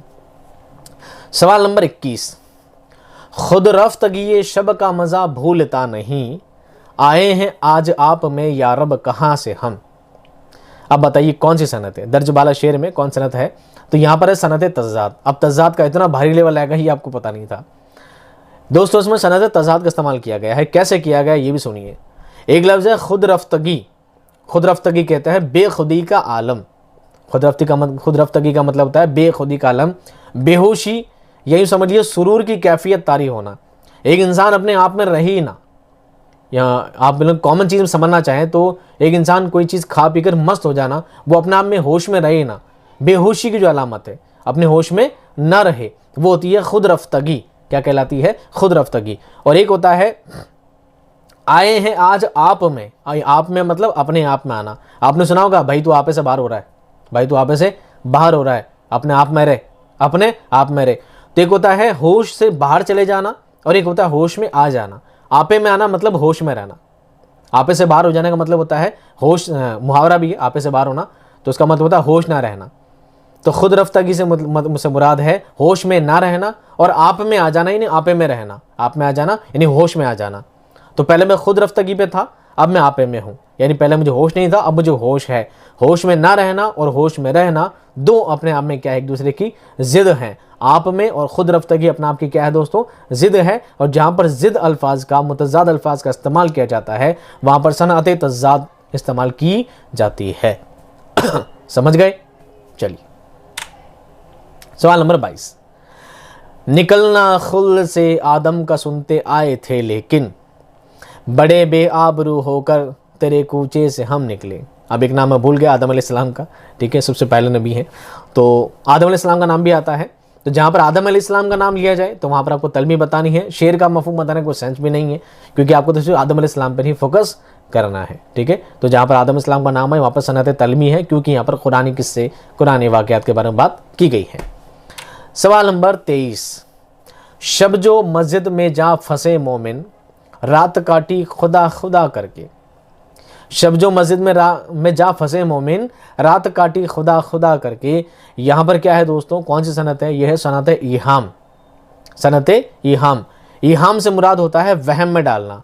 ऐसे शेर जिसमें कोई वहम पैदा किया गया हो, जिसमें कोई वहम की बात की गई हो, वहाँ पर सनत ईहाम का इस्तेमाल किया जाता है। यहाँ पर कहते हैं रात को मोमिन क्या हुआ है? मस्जिद में जा फंसे हैं, अब उन्होंने रात काटी खुदा खुदा करके। अब इसके दो मतलब होते हैं, जब एक ही लफ्ज़ से दो मतलब निकलते हों, एक डायरेक्टली एक इनडायरेक्टली। अब होता है रात काटी खुदा खुदा करके, खुदा खुदा मतलब है खुदा का विर्द करके, खुदा का नाम लेकर पूरी रात काटी है, खुदा खुदा करके पूरी रात निकाली है, यानी सारी रात मैंने इबादत गुजारी में निकाली है। एक तरह आप यूँ भी समझ सकते हैं, और कहीं आप यूँ भी समझ सकते हैं कि फंस गया मस्जिद में, रात काटी खुदा खुदा करके, खुदा खुदा कब जाऊँगा, खुदा खुदा इंसान फंस जाता है तो खुदा खुदा याद करता है कि खुदा खुदा कहाँ फंस गया। तो इस चीज़ को दोनों ही वे में देखा जा सकता है। खुदा खुदा करके निकाली है, बहुत तकलीफ़ में गुजारी है पूरी रात, अल्लाह अल्लाह करके या पूरी रात गुजारी है, और एक ये भी हो सकता है इबादत गुजारी में गुजारी है। तो दोनों ही चीज़ में वहम पैदा हो सकता है, इसलिए यहाँ पर सनत ईहाम इस्तेमाल किया जाएगा। समझ में आ गई? ऐसे और भी शेर हैं। एक गालिब का शेर है, उसके रुखसार देख जीता हूँ, आरज़ी मेरी जिंदगानी है। उसके रुखसार देख जीता हूँ, आरज़ी मेरी जिंदगानी है। आरज़ी का मतलब होता है टेम्परेरी। उसके रुखसार, उसके गाल देखकर मेरी ज़िंदगी निकल रही है, और टेम्परेरी मेरी ज़िंदगानी है। तो दूसरी तरफ ये भी हो सकता है, आरज़ी लफ्ज़ बना है आरिज़ से, फारसी में होता है आरिज़, आरिज़ का मतलब होता है गाल, आरिज़ का मतलब होता है गाल, तो उसके गाल ही मेरी ज़िंदगानी है। दोनों ही तरफ बात को क्या किया गया है? वहम में डाला गया है। सवाल नंबर 24। पूछते हैं वो कि गालिब कौन है, कोई बतलाओ कि हम बतलाएं क्या। कौन सी सनत है? यहाँ पे है सनत तजाहुल आरिफाना। तजाहुल आरिफाना, इसका मतलब होता है, अरे दोनों में एक ही आ गया, बी और सी दोनों में आ गया ना सेम, आप इसको सुधार लीजिएगा, करेक्शन से रह जाते हैं, कॉमन चीज़ है। तजाहुल आरिफाना, इसका मतलब है शायर का किसी बात को कहना, शायर का किसी बात को कहना और जानबूझकर अनजान बनना। जानबूझकर अनजान बनना क्या कहलाता है? तजाहुल आरिफाना कहलाता है। अगर इसको अल्फाज मानी के बारे में बार बार मैं जिक्र कर रहा हूँ ना, अगर आप इसको ना जब अल्फाज मानी में समझेंगे, तजाहुल बना है जाहिल से, जाहिल वो जिसको समझना हो, जाहिल वो जिसे समझना हो। दूसरा आरिफाना, आरिफाना बना आरिफ से, आरिफ जो समझदार हो, जो जानकार हो, जो ज्ञानी हो। तो एक होता है जाहिल, एक होता है आरिफ। ये जो है जिद है, एक दूसरी क्या है? जिद है, यानी जानबूझकर जानना, उसके बाद अनजान भी बनना। गालिब खुद जानते हैं, पूछते हैं वो कि गालिब कौन है, कोई बतलाऊं कि हम बतलाएं क्या। यानी गालिब खुद भी जानता है इस बात को अच्छी तरह से, फिर भी जानबूझकर क्या बन रहे हैं? अनजान बनना। जानबूझकर अनजान बनने की कैफियत क्या कहलाती है? सनअत तजाहुल आरिफाना कहलाती है। ऐसे बहुत से शेर हैं। सवाल नंबर 25। आज फिर याद आ गए कुछ बीते दिन, आज फिर आंखों से दरिया बह गया, आज फिर याद आ गए कुछ बीते दिन, आज फिर आंखों से दरिया बह गया। दर्ज बाला शेर में कौन सी सनअत है? यहाँ पे है दोस्तों सनअत मुबालगा। सनअत मुबालगा अब क्यों ली गई है, मुबालगा का क्या सीन है? देखिए, मुबालगा के 3 सीन होते हैं। एक होता है तबलीग, एक होता है इगराक, एक होता है गुलू। एक होता है तबलीग, एक होता है इगराक, एक होता है गुलू। ये तीनों सीन जब पाए जाते हैं, इसका मतलब होता है कि शेर में सनअत मुबालगा का इस्तेमाल किया गया है। तीनों का मतलब क्या है? अगर आपको आज तक याद नहीं हुआ तो ढंग से समझ लीजिए। सबसे पहला तबलीग, शेर में कोई ऐसी बात होना जो अक्ल भी मानती हो और जहनी ऐसा और फितरी तौर पर ऐसा हो भी सकता है, नेचुरल ऐसा हो भी सकता है। दिल और दिमाग दोनों चीज़ को, तसव्वुर को मान ले, दिल दिमाग दोनों चीज़ को मान ले, ऐसी चीज़ क्या होती है? तबलीग कहलाती। क्या कहलाती है? तबलीग कहलाती है। एक होता है गिराक, एक क्या होता है? इगराक। इगराक का मतलब होता है कि ज़हनी तौर पर तो चीज़ मान ली जाए, ज़हनी तौर पर चीज़ मान ली जाए, दिमाग उसको मान ले, लेकिन नेचर, प्रकृति उसको कबूल ना करे कि नहीं ऐसा होता नहीं, ऐसा होता नहीं है, वो कहलाता है इगराक। एक होता है गुलू, ना तो दिल मानता हो ना ही दिमाग मानता हो, ऐसी चीज़ हो जाती है गुलू। और यहाँ पर जो बात है दोस्तों शेर में, ये सनअत मुबालगा की गुलू की किस्म है। कौन सी किस्म है? गुलू की किस्म है। आज फिर आंखों से दरिया बह गया। मान लीजिए आंखों से आंसू आ सकते हैं, इतने आ सकते हैं कि आपके हथेली भर जाए, आपके गाल गीले हो जाए, इतना कि आपका चेहरा गीला हो जाए, पर इतना नहीं कि आपकी आंखों से आंसू आए तो पूरा दरिया बह जाए। तो ना तो दिमाग इस बात को मानता है कि आंखों से आंसू आ सकते हैं, इतने भी नहीं आ सकते कि दरिया बह जाए, और नहीं नेचुरल ऐसा होता है, आज तक वो इंसान को रोया भी नहीं कि दरिया बह जाए। तो वो चीज़ जो दिमाग भी ना माने और जहन भी ना माने और प्रकृति ऐसा हो भी नहीं सकता हो, वो चीज़ कहलाती है गुलू। क्या कहलाती है? गुलू। अब आपको समझ में नहीं आता है, अगर आपको समझ में नहीं आता है तो आप इसको थोड़ा कॉमन लैंग्वेज में समझ सकते हैं, हो सकता है सवाल बनी जाए इससे। एक होता है तबलीग, एक होता है इगराक, एक होता है गुलू। तबलीग में क्या होता है? तबलीग में क्या होता है? आपने देखा होगा लोग जमात में जाते हैं, तबलीग करते हैं, दीन की दावत देते हैं, दीन फैलाते हैं, तबलीग करते हैं। क्या करते हैं? कभी तबलीग में गया, तबलीगी जमात सुना होगा, तबलीगी जमात, तो तबलीग का काम करते हैं। तो बताओ तबलीग जमात होती है, दिमाग मानता है? हाँ भी होती है। लोग तबलीग जमात में जा सकते हैं? बिल्कुल जा सकते हैं। क्या दिमाग इस बात को मानता है? बिल्कुल तबलीग जाती है, लोग दीन की दावत देते हैं, दीन के लिए तबलीग करते हैं, बिल्कुल दिमाग मानता है। बताओ नेचुरल वाइज, प्रकृति वाइज ऐसा हो सकता है कि लोग तबलीग में जा सकें, लोग जमात में जा सकें? बिल्कुल हो सकता है, तबलीग हो भी सकती है। दिल और दिमाग दोनों चीज़ मान लेते हैं इस बात को, तबलीग होती है, दीन की दावत दी जाती है और लोग मान लेते हैं, तो उसको कहते हैं तबलीग। इसका मतलब दिल भी मानता है, दिमाग भी मानता है, और प्रकृति ऐसा हो भी सकता है। तो जो चीज़ दिमाग और दिल और दिमाग दोनों चीज़ मान ले, वो कहलाता है तबलीग। समझ में आ गई? अब बात आती है दूसरी, इगराक। क्या आती है? इगराक। इगराक में आप अलीफ हटा दीजिए, इगराक का क्या हटा दीजिए? अलीफ हटा दीजिए। अब बचता क्या है? गिराक। क्या बचता है? गिराक। दुकान खोली है, क्या खोली है? दुकान खोली है, तो बताओ गिराक आएगा नहीं आएगा? दुकान खोली तो गिराक आएगा, अकल इस बात को मानती है? हाँ, अकल इस बात को मानती है गिराक आएगा, लेकिन नेचुरल वाइज ऐसा होता है क्या गिराक आएगा ही आएगा? ऐसा ज़रूरी नहीं है, प्रकृति में ऐसा होता नहीं है। हम दुकान लगाई है मतलब बंदे की नीयत है गिराक आएगा, और दिमाग इस बात को मानता है कि दुकान खोली है तो गिराक आएगा ही आएगा, ये श्योरिटी है। लेकिन प्रकृति में ऐसा होता है क्या? नहीं होता है। बहुत सारी दुकानें होती है जो भरी पड़ी होती है, भीड़ लगी, तो कई दुकानें ऐसी जो बिल्कुल खाली पड़ी होती है, तो वहाँ गिराक नहीं भी आता है। तो दिमाग तो मान ले गिराक आएगा, लेकिन क्या है, प्रकृति ऐसा नहीं करती है कि गिराक आए ही आए, ये ज़रूरी नहीं है, ये ज़रूरी नहीं है। ये होता है इगराक। अब तीसरा होता है गुलू। क्या होता है? गुलू। गुलू को आप समझ सकते हैं गोल। गुलू को क्या पढ़ें? गोल। ऐसी गोल मटोल बात को ना तो दिमाग उस बात को माने, अपना प्रकृति ऐसी कुछ माने। कहते ना कैसी गोल मटोल बातें कर रहा है, बात करते करते टोक दिया जाता, कैसी गोलमोल बातें कर रहा है। गोलमोल का मतलब ऐसी कि अपन उसको बात को मान ही नहीं रहे, बात को कि साले समझ में ही नहीं आ रही बात, ना जाने कैसी गोलमोल बातें कर रहा है। ऐसी बातें जो ना दिमाग एक्सेप्ट करे और ना ही प्रकृति वाइज, ना नेचर वाइज, ना फितरी तौर पर ऐसा कुछ होता हो, वो चीज़ होती है गोलू। क्या होती है? गोलू। उम्मीद करता हूँ कि मुबालगे की तीनों किस्म आपको अच्छी तरह समझ में आ गई होगी। तबलीग दिमाग और दिल दोनों मानता है, इगराक दिमाग तो मानता है गिराक आना है, लेकिन प्रकृति वाइज ऐसा नहीं होता है, गिराक हमेशा आए। और गोलू ना तो दिमाग मानता है ना ही दिल मानता है, तो वो चीज़ क्या कहलाएगी? मुबालगा। क्या कहलाएगी? मुबालगा की तीनों अक़साम पाई जाती है। यहाँ पर है आज फिर आंखों से दरिया बह गया, यानी इतना रोना कि आंखों से दरिया बह जाए। ना तो इस बात को दिमाग मानता है ना इस बात को दिल मानता है। दोनों तरह से ऐसा पॉसिबल नहीं है, पॉसिबिलिटी किसी भी वे में नहीं होती है, वहाँ पर उस चीज़ को मुबालगा की किस्म मानी जाएगी। उम्मीद करता हूँ अच्छी तरह समझ में आ गई होगी बात। अब भी नहीं आई तो करम फूटा मारा। सवाल नंबर 26। वैसे मैंने ग्रामर के सवाल कम ही लिए इसमें, क्योंकि ऑलमोस्ट ग्रामर आप सब पढ़ चुके हैं। ज़्यादा से ज़्यादा कोशिश की गई आपको डिफ़िकल्ट वाले और कॉन्ट्रोवर्सी वाले क्वेश्चन इकट्ठे किए गए हैं। वाहिद और उनकी जमा के गैर दुरुस्त जोड़े की निशानदही कीजिए। तफसीर की तफासिर सही है, बिल्कुल सही है।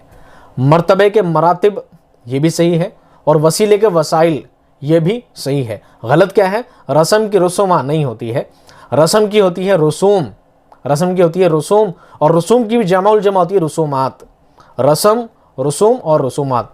कई जगह आपने रस्म की जगह मरासिम भी पढ़ा होगा, रस्म की जगह रस्म की जगह मरासिम भी पढ़ा होगा, तो मरासिम भी सही है, कंफ्यूजन में ना रहें। रस्म की रसूम भी होती है और मरासिम भी होती है, लेकिन रसूमा नहीं होती। और तफसीर के तफासिल बिल्कुल सही है, ठीक है, गलत नहीं है। अच्छी तरह से आपको ऑथेंटिक कर लीजिएगा। सवाल नंबर 27। दर्ज झेल में मुअन्नस लफ्ज़ की निशानदही कीजिए। मुअन्नस लफ्ज़ क्या है इसमें? मुअन्नस है दोस्तों हिफाजत। क्या है? हिफाजत। हिफाजत की गई, हिफाजत किया गया नहीं, हिफाजत की गई क्या है? मुअन्नस लफ्ज़ है। संदूक भर गया, वतन चला गया, और दरिया बह गया। दरिया बह गई नहीं, तो जहाँ पर गया गया है वो सब क्या है? मुज़क्कर है, और हिफाजत की गई ये क्या है? मुअन्नस है। सवाल नंबर 28। झेल में तलवार का मुतरादिफ नहीं है। सैफ तलवार को कहते हैं, तेग तलवार को कहते हैं, शमशीर तलवार को कहते हैं, सिना ये लफ्ज़ क्या है? सिना। सिना नहीं होता भाला। आपने नज़र अकबर आबादी के नाम सुनेंगे, शमशीर तबर बंदूक सना, या नश्तर नौक निहरनी है, ऐसे कुछ लफ्ज़ था ना, नश्तर निहरनी है, तो उसमें सिना लफ्ज़ आया था। तो सिना मतलब क्या है? भाला। क्या है? भाला, ना कि तलवार। तो सेफ, तेग और शमशीर सब तलवार के क्या मुतरादिफ हैं। सिना मतलब होता है भाला। सवाल नंबर 29। मुतरादिफात के गलत जोड़े की निशानदही कीजिए। ऐसा कौन सा लफ्ज़ है जिसका मुतरादिफ सही नहीं है? आसमान को चरख कहा जाता है, सही है। मर्ज को अलालत कहा जाता है, मर्ज यानी बीमारी, अलालत। आसमान को चरख भी कहा जाता है, गर्दू भी कहा जाता है। गलती को सहू कहा जाता है। अगर सहू क्या है तो आपको पता होगा कि नमाज में जब कभी गलती हो जाती है तो सजदा सहू किया जाता है, कि सहू वहाँ से लिया गया गलती वाला सजदा। तो गलती को गलती कहा जाता है, करेक्शन कहा जाता है, मिस्टेक कहा जाता है, और सहू कहा जाता है। आवाज़ का सदा नहीं होता, आवाज़ का सदा होता है स्वाद से सदा। आवाज़ का मतलब होता है स्वाद से सदा, निदा, पुकार, आवाज़, स्वाद से सदा। ये सीन से सदा है, यहाँ सदा मतलब होता है हमेशा। क्या होता है? हमेशा। सदा मतलब आवाज़ नहीं होता, सदा मतलब क्या होता है? हमेशा। स्वाद से सदा उसका मतलब होता है आवाज़, ठीक है। तो ये इसका ऑप्शन क्या है? गलत है। सवाल नंबर 30। वाहिद और उनके जमा के दुरुस्त जोड़े की निशानदही कीजिए। एक वाहिद है और उसका जोड़ा है। अब क्या गलती है देखिए। अजीब की उजबा गलत है, अजीब की होती है अजाइब, उजबा नहीं होती है। तोहफ़ा का तोहफ़ात नहीं होता है, तोहफ़ा का होता है तहाइफ। क्या होता है? तहाइफ। ख़जाना का अखज़ीना नहीं होता, ख़जाना का ख़ज़ाइन होता है, ठीक है। ख़जाना का ख़ज़ाइन होता है, ख़जाने को कहीं खजीना भी लिखते हैं, खजीना का भी ख़ज़ाइनी होता है, ठीक है। और जुर्म की जराइम ये बिल्कुल सही है, जुर्म की जराइम बिल्कुल सही है। सवाल नंबर 21 से 35। अब देखिए कि क्या है। दो पैसे इस्तेमाल किए गए हैं आपके लिए। दर्ज झेल इक्तिबास को पढ़कर मुताल्लिका सवालात 31 से 35 के जवाब दीजिए।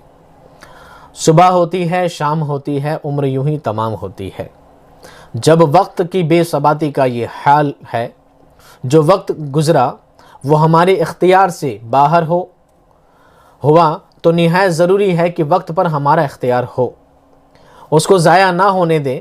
यही वक्त है कि सोने और खेलने में गुजर जाता है और आदमी को सुस्त और गबी, रुसवा और खार और मुहताज और तरह तरह के इमराज में मुब्तला और बद अखलाकियों में गिरफ्तार कर देता है।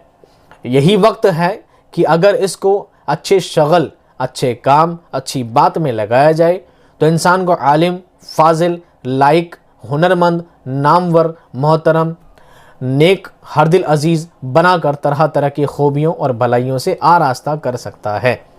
तो ये दोस्तों क्या था आपके लिए पैसेज, क्या था पैसेज। अब आते हैं पैसेज के सवालात एक एक करके। सवाल नंबर 31, दर्ज वाला इक्तबास किस सबक से माखूज है? तो आप तो पता लग ही गया होगा, इस सवाल में बार बार किसकी बात की गई है? वक्त की बात की गई है। ये वक्त चैप्टर से, वक्त सबक से लिया गया है। सवाल नंबर 32, इक्तबास में आए लफ्ज बेसबाती का क्या मानी है? बेसबाती का क्या मानी है?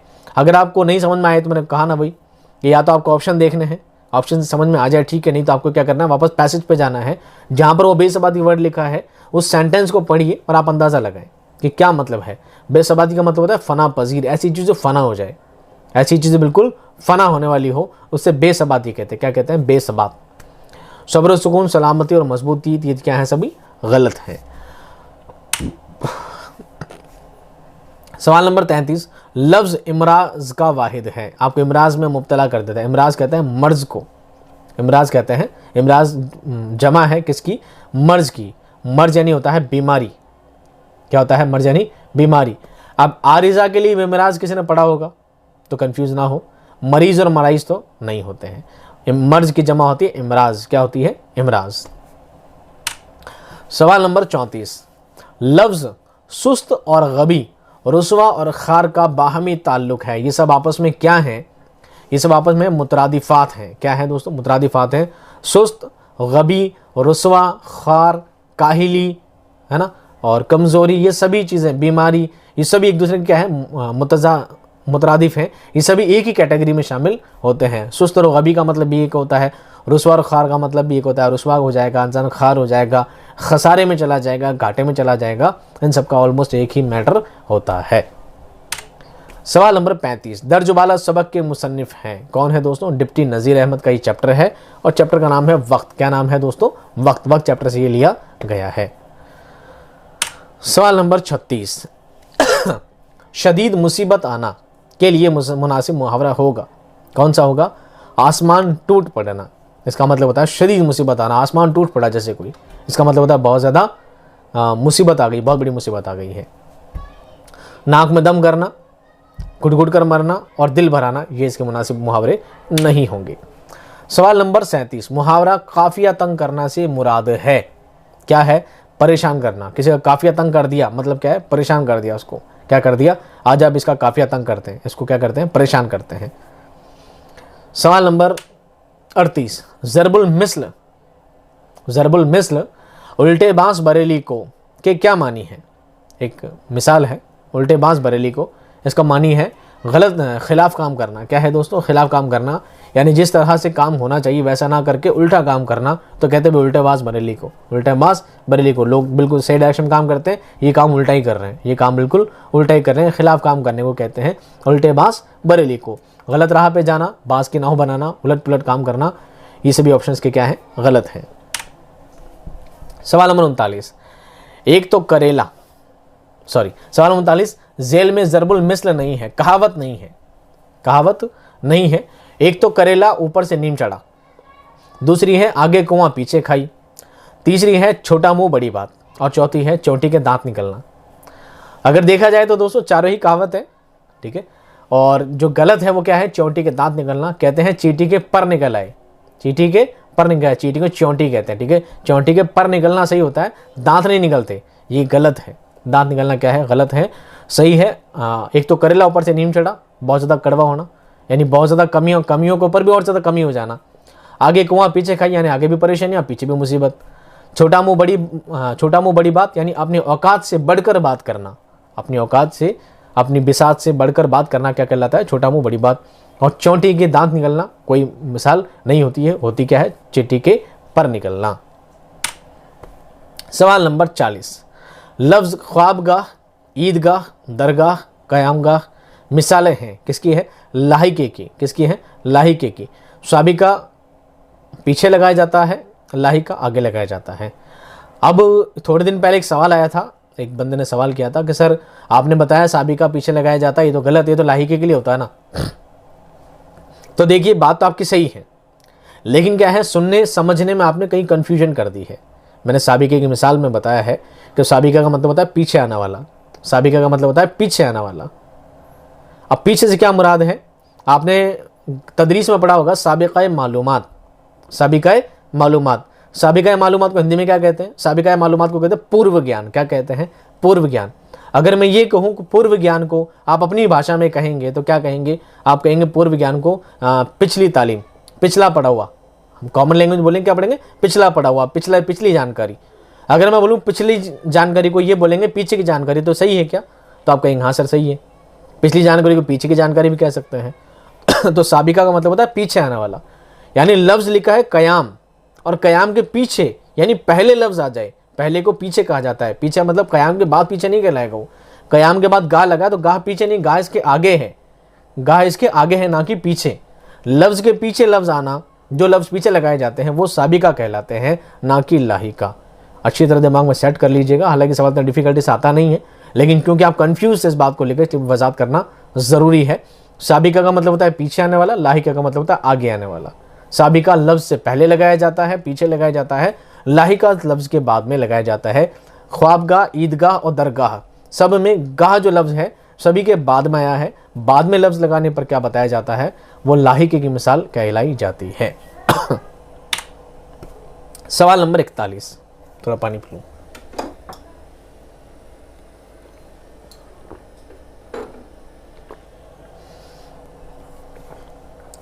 एक घंटा हो गया, गला सूख गया। मैंने कहा था ना क्लास बहुत ज़्यादा लंबी है, सीट बांध कर बैठिएगा पूरी। दर्ज झेल बंद को पढ़कर मुताल्लिका सवालात 41 से 45 के जवाबात दीजिए। अब क्या है? एक नज़्म है, इसको पढ़ना है और उसके बाद क्या करना है? उसके सवालों के जवाब देने हैं। टैंक आगे बढ़ें कि पीछे हटें, कोख धरती की बांझ होती है। फतह का जश्न हो कि हार का सोग, जिंदगी मैयतों पर रोती है। जंग तो खुद ही एक मसअला है, जंग क्या मसअलों का हल देगी। आग और खून आज बख्शेगी, भूख और एहतिजाज कल देगी। अब यहाँ गलती हो गई, एहतिजाज नहीं दोस्तों, एहतियाज है ये टाइपिंग मिस्टेक है बहुत बड़ी वाली, ब्लंडर वाली। ठीक है, ध्यान रखना इस बात। एहतिजाज नहीं होता, क्या होता है? एहतियाज। लफ्ज़ क्या है? एहतियाज। एहतिजाज अलग चीज़ होती है, एहतिजाज का मतलब गलत होता है। मैं सवाल बताऊंगा जब आपको समझाऊंगा एहतिजाज और एहतियाज में क्या फ़र्क है। सवाल नंबर 41, दर्ज वाला बंद किस नज़्म से लिया गया है? आपको पता ही है कि ऐ शरीफ इंसानों नज़्म से लिया गया है, कॉमन है। सवाल नंबर 42, लफ्ज़ एहतियाज के मानी क्या है? अगर बात एहतिजाज की जाए, एहतिजाज गलत वर्ड है जो कि ऊपर लिखा गया है। एहतिजाज का मतलब होता है मना करना, इनकार करना, दलील देना। ठीक है, तर्क वितर्क करना उसका मतलब होता है। जबकि एहतियाज मतलब क्या होता है? एहतियाज मतलब होता है ज़रूरत। लफ्ज़ एहतियाज के मानी नहीं है, क्या नहीं है?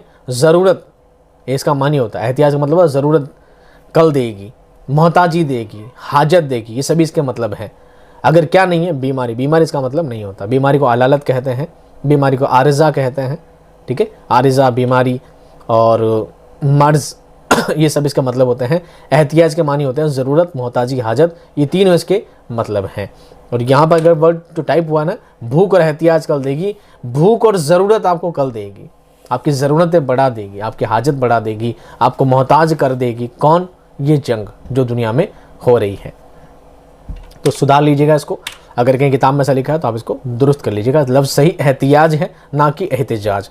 एहतिजाज वर्ड भी होता है लेकिन नज़्म में एहतिजाज नहीं है, एहतियाज है। आप ढंग से देख लीजिएगा, एनसी की किताब है। मैं आपके सामने चेक कर लेता हूँ एक बार, अगर ऐसी कोई गलती रह जाती है तो। ये आपका चैप्टर नंबर कौन सा है दोस्तों? इंटरनेट, नई रोशनी, पहाड़ों की लहरी, ऐ शरीफ इंसानों,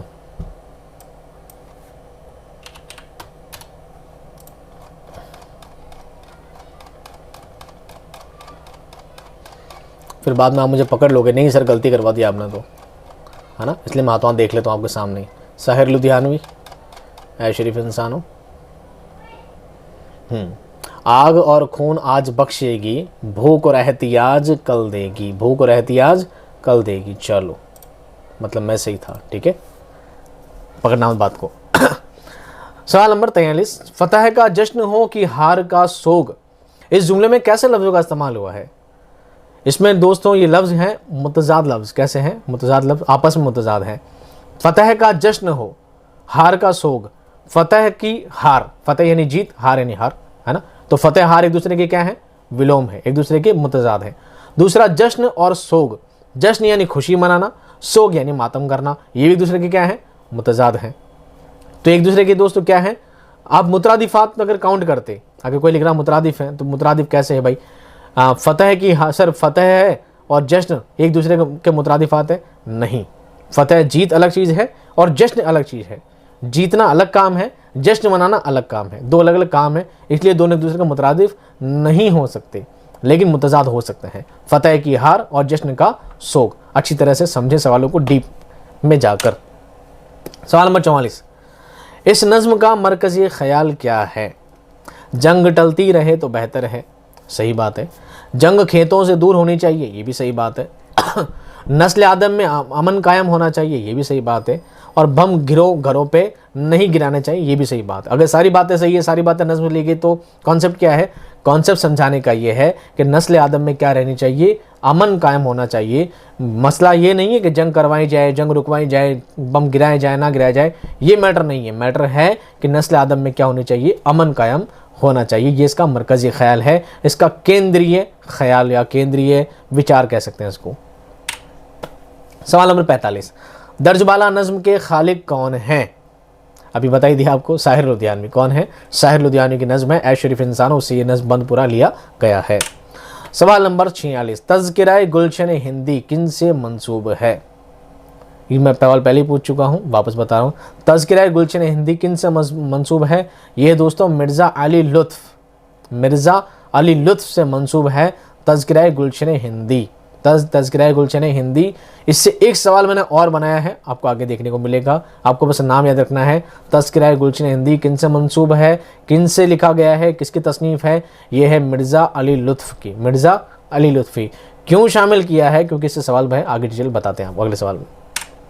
सवाल नंबर 47, दुनिया में किस चीज़ की तलाफ़ी मुमकिन नहीं है। किस चीज़ की तलाफ़ी मुमकिन नहीं, वक्त की। वक्त चैप्टर में है लाइन, वक्त की तलाफ़ी मुमकिन नहीं है। तलाफ़ी कहते हैं भरपाई को। गुनाह की भरपाई हो जाती है, गुनाह के बाद आप नेकियां करें, हो सकता है भरपाई हो जाए, अल्लाह ताला आपको माफ़ कर दे।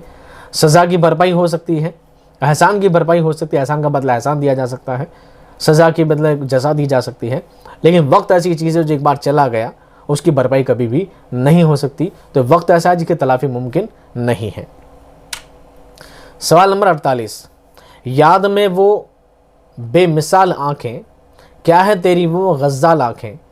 ये शेर हालांकि मुझे सनत के साथ ही लेना था, लेकिन ये सवाल अभी कुछ दिन पहले बहुत कंट्रोवर्सी चल रही थी सवाल पे कि तशबीह है कि इस्तिआरा है। सही जवाब इस्तिआरा है। उसकी दो वजह बता देते हैं आपको। पहली जो ऑथेंटिक वजह वो ये है कि आरपीएससी में जब ये सवाल पूछा गया था तो इस्तिआरा ही इसका सही जवाब माना है, इसलिए तो हमें यही सवाल का जवाब ये मानना है। भले ही आपने कहीं तलमी भी पढ़ा हो तो पढ़ लिया, लेकिन आरपीएससी कहती है इस्तिआरा है तो अपने इस्तिआरा ही से ही मानना है। जो वो कह देते हैं वो हमारे लिए क्या है, final and cut and clear है। अब क्यों है, ये कहते हैं याद में वो तेरी बेमिसाल आंखें, आंखों की तारीफ की गई है, क्या है तेरी वो गज़ाल आंखें। गज़ाल कहते हैं हिरण के बच्चे को, हिरण के बच्चे को, हिरनी जैसी आंखों वाली। एक तो कह सकते हैं कि हिरन के जैसी तेरी आंखें थी, हिरनी की जैसी तेरी आंखें थी। अगर ऐसा कहते तब तो हो जाता तशबीह, अगर अपन कहा जाता के जैसी। लेकिन कहा गया कि तेरी आंखें ही हिरण की आंखें, तेरी आंखें कैसी है, हिरण की आंख ही तेरी आंख है, तो वो आंखें हो जाएगा इस्तिआरा।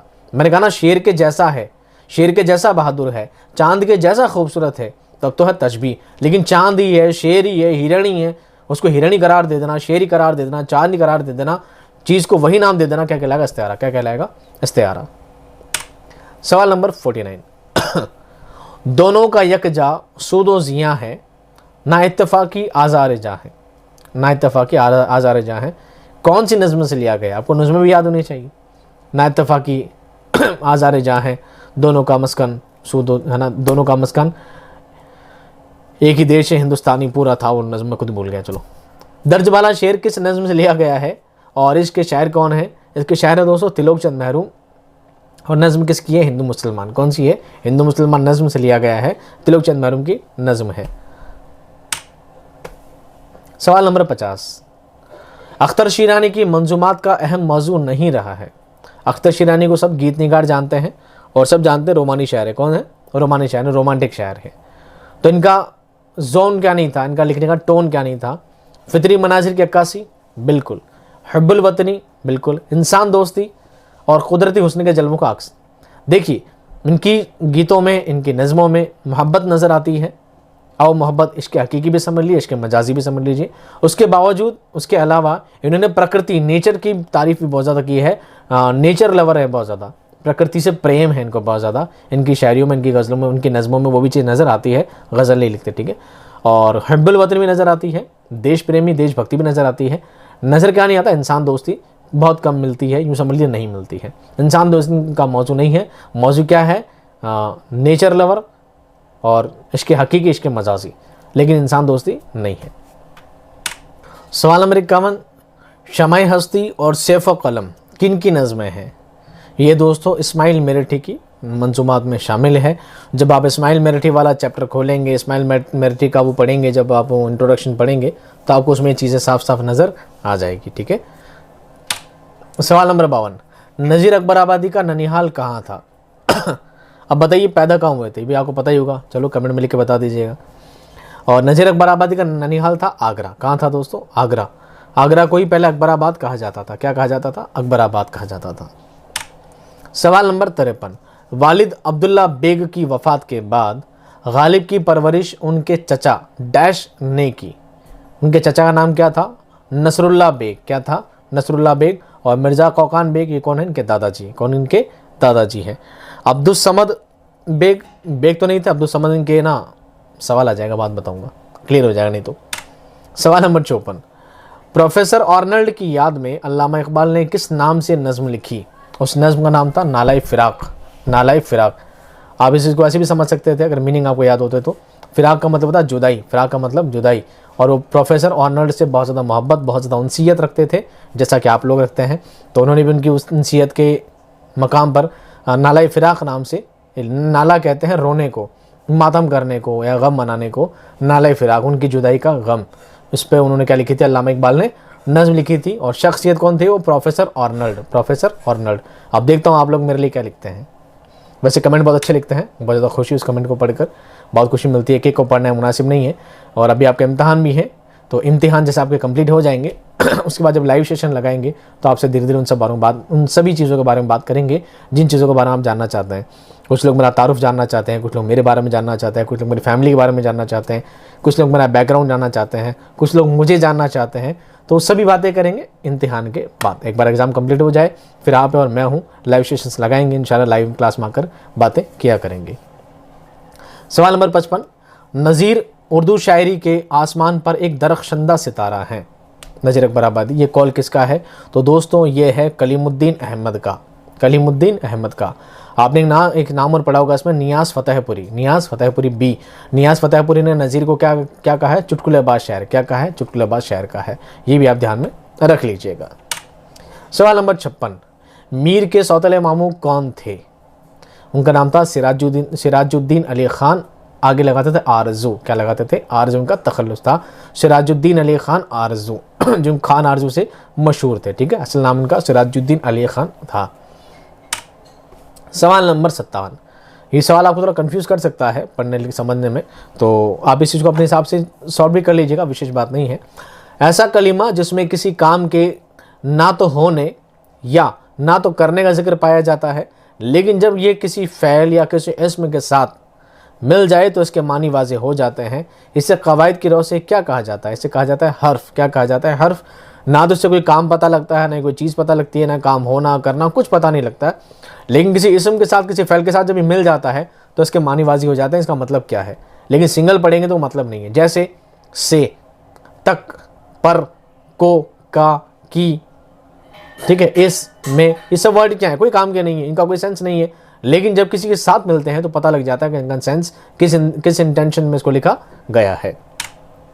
सवाल नंबर 58, वो शायर जिनको मरसिया निगारी विरासत में मिली थी, वो थे दोस्तों मीर अनीस। मीर अनीस, इनकी 4-5 पीढ़ियाँ रही, इनकी 4 पीढ़ियाँ रही है जिन्होंने मरसिया निगारी लिखी है।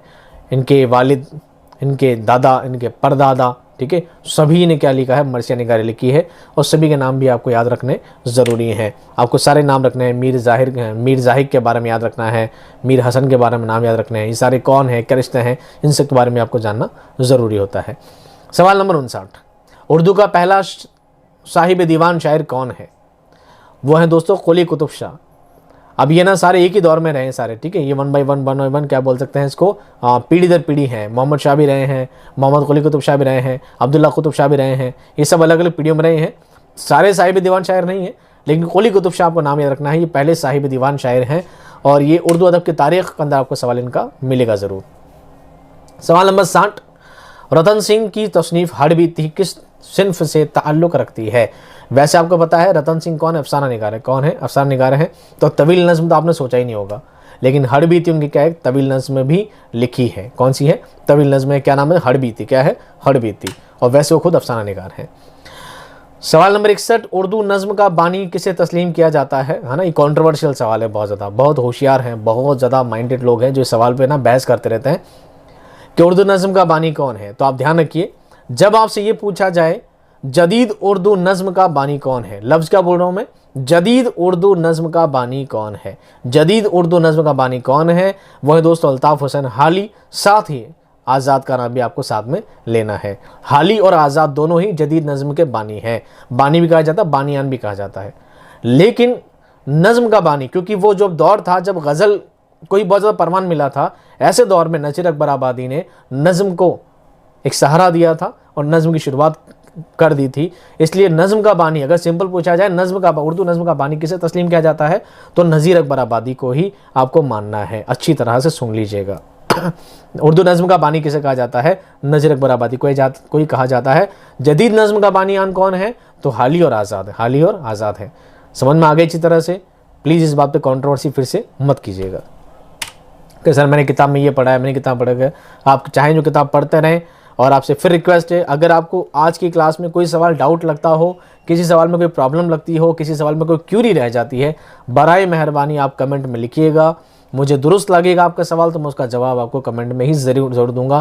प्लीज़ व्हाट्सएप पे मैसेज कर करके किताबों की फ़ोटो भेज के तंग मत कीजिएगा प्लीज़।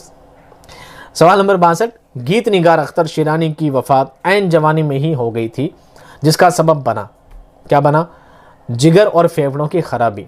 अख्तर शिरानी को शराब नौशी की आदत लत लग गई थी और इसी वजह से उनके जिगर और फेफड़े क्या हो गए थे? ख़राब हो गए थे और इसी वजह से उनका इंतकाल बाद में हो जाता है। ऐन जवानी में इनका इंतकाल 1948 में, अपने वालिद साहब के 1946 में वफ़ात के बाद 2 साल बाद इनका क्या हो जाता है? इंतकाल हो जाता है। दिल का दौरा पड़ने से, सीढ़ियों से गिरने से, सलमा की जुदाई के गम में, ये सब क्या है? फ़र्जी हैं।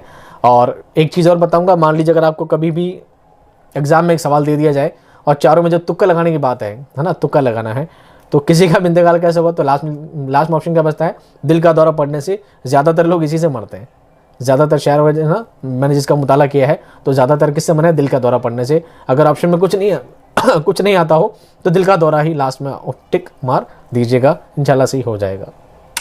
पर यहाँ नहीं होगा, यहाँ पर जिगर खराब होने से, ठीक है। सवाल नंबर 63, किसकी शेर गोई को, यानी किसकी शायरियों को दिल और दिल्ली का मरसिया कहा जाता है? वो है दोस्तों मीर तकी मीर। कौन है? मीर तकी मीर को दिल और दिल्ली का मरसिया कहा जाता है। उनकी शायरी बिल्कुल मरसिया अंदाज में, दुख दर्द में लिखी गई है। सवाल नंबर 64, उर्दू शौरा का उर्दू ज़बान में लिखा हुआ सबसे पहला तज़किरा जो कि मिर्ज़ा अली लुत्फ़ से मंसूब है, कौन सा है? तज़किरा गुलशन हिंदी। तज़किरा गुलशन हिंदी। अब ये सवाल मैंने पहले भी लिखा, उसके पहले भी लिखा और वापस रिपीट किया है। एक ही सवाल को मैंने घुमा फिरा कर 3 बार रिपीट किया है, इसलिए समझाने के लिए क्योंकि कन्फ्यूजेबल सवाल है। मीर तकी मीर का निकातुश्शौरा पहला तज़किरा है, मानता हूँ, लेकिन वो कौन सी ज़बान में है? फ़ारसी ज़बान में। आपसे पूछा जाए उर्दू शौरा का पहला तज़किरा कौन सा है, तो आपको नाम बताना है निकातुश्शौरा। कब बताना है? जब ये पूछा जाए फ़ारसी ज़बान में कौन सा है, तो आपको बताना क्या है? निकातुश्शौरा। और आपसे पूछा जाए उर्दू शौरा का उर्दू ज़बान में लिखा गया पहला तज़किरा कौन सा है, वो है तज़किरा गुलशन हिंदी। कौन सा है? तज़किरा गुलशन हिंदी। किससे है मंसूब? ये मिर्ज़ा अली लुत्फ़ ने लिखा है। उम्मीद करता हूँ समझ में आ गई होगी। नहीं समझी तो आ जाना कमेंट में, कंट्रोवर्सी करने के लिए मैं जवाब दे दूंगा उसका भी। सवाल नंबर 65, इस्माइल मेरठी के नाम में मेरठी क्या है? ये मेरठी ना तो उनका नाम है, मेरठी ना ही उनका तखल्लुस है, तखल्लुस भी नहीं है। ये उनके वतन से निस्बत है, वो मेरठ में उनकी पैदाइश है, मेरठ से वो ताल्लुक़ रखते हैं, इसलिए मेरठ से ताल्लुक़ की बिना पर उनके वतन से निस्बतन उनको मेरठी कहा जाता है। नज़ीर अकबराबादी, तो अकबराबाद के हैं इसलिए अकबराबादी, ठीक है। शाद अजीमाबादी, तो अजीमाबाद के हैं इसलिए क्या कहलाता, अजीमाबादी। ये निस्बतन है, उनका तखल्लुस नहीं है, उनका उपनाम नहीं है, कोई नाम नहीं, उनके वो किसी कास्ट से बिलोंग नहीं करते हैं, बल्कि वतन से निस्बत के अकॉर्डिंग इस तरह निस्बतन कहा जाता है। किसने तखल्लुस लिखा है तो गलत है। सवाल नंबर 66, झेल में गालिब के खतूत का मजमुआ नहीं है, क्या नहीं है, गुबार खातिर गालिब का नहीं है। उर्दू मुअल्ला, उर्दू हिंदी, इसको उर्दू हिंदी भी कहते हैं, खतूत गालिब, ये सभी गालिब के खतूत के मजमुए हैं, जबकि गुबार खातिर गालिब के खतूत में शामिल नहीं है। सवाल नंबर 67, मुझे भी फ़ख्र है शागिर्द ये दाग़े सुखनदा का, ये कौल किन से मंसूब है, यह है दोस्तों अल्लामा इकबाल से। अल्लामा इकबाल को भी फ़ख्र था, वो कहते थे बड़े फ़ख्र के साथ अपने शेर व शार में इस बात का जिक्र किया करते थे कि मुझे बहुत बड़ा फ़ख्र है, मुझे बड़ी खुशी है, मुझे नाज है इस बात पर कि मैं दाग़ दहलवी का शागिर्द हूँ। किसका शागिर्द हूँ, दाग़ दहलवी का शागिर्द हूँ। और ऐसे ही आप लोगों को भी एक दिन नाज होगा कि हम शहजाद सर के शागिर्द हैं, होगा कि नहीं। चलिए सवाल नंबर 68, कबीर किस बादशाह के हम असर थे। कबीर कौन से बादशाह के टाइम में थे, ये था दोस्तों सिकंदर लोदी का टाइम। किसका टाइम था, सिकंदर लोदी का टाइम। आपको बताना है कौन सी 15वीं शताब्दी है, 16वीं शताब्दी है, कौन सी सदी में आप रहे हैं, आपको इन थोड़ी मोटी चीज़ों का भी याद रखना है। इतना डीप सवाल पूछा नहीं जाएगा, फिर मैंने शामिल करने की कोशिश की है। सवाल नंबर 69, गालिब ने किसे अपना फ़र्जी उस्ताद बना लिया था। वो थे दोस्तों मुल्ला अब्दुल समद। यानी गालिब से जब कोई उस्ताद के बारे में पूछता था तो वो कह देते हैं हाँ मेरे उस्ताद कौन है, मुल्ला अब्दुल समद मेरे उस्ताद हैं। उस टाइम उनका बहुत ज़्यादा नाम था, उस टाइम उनका बहुत ज़्यादा नाम था। हालांकि इनके शागिर्द नहीं थे, पर फिर भी लोग पूछते थे आपको उस्ताद कौन है, तो कहते थे मुल्ला अब्दुल समद मेरे कौन है उस्ताद है, जबकि वो थे नहीं, फ़र्जी उस्ताद उनको बना लिया था। खान अर्जुन के मामू थे, किनके, मीर तकी मीर के, वो उनको उस्ताद रहे हैं वैसे।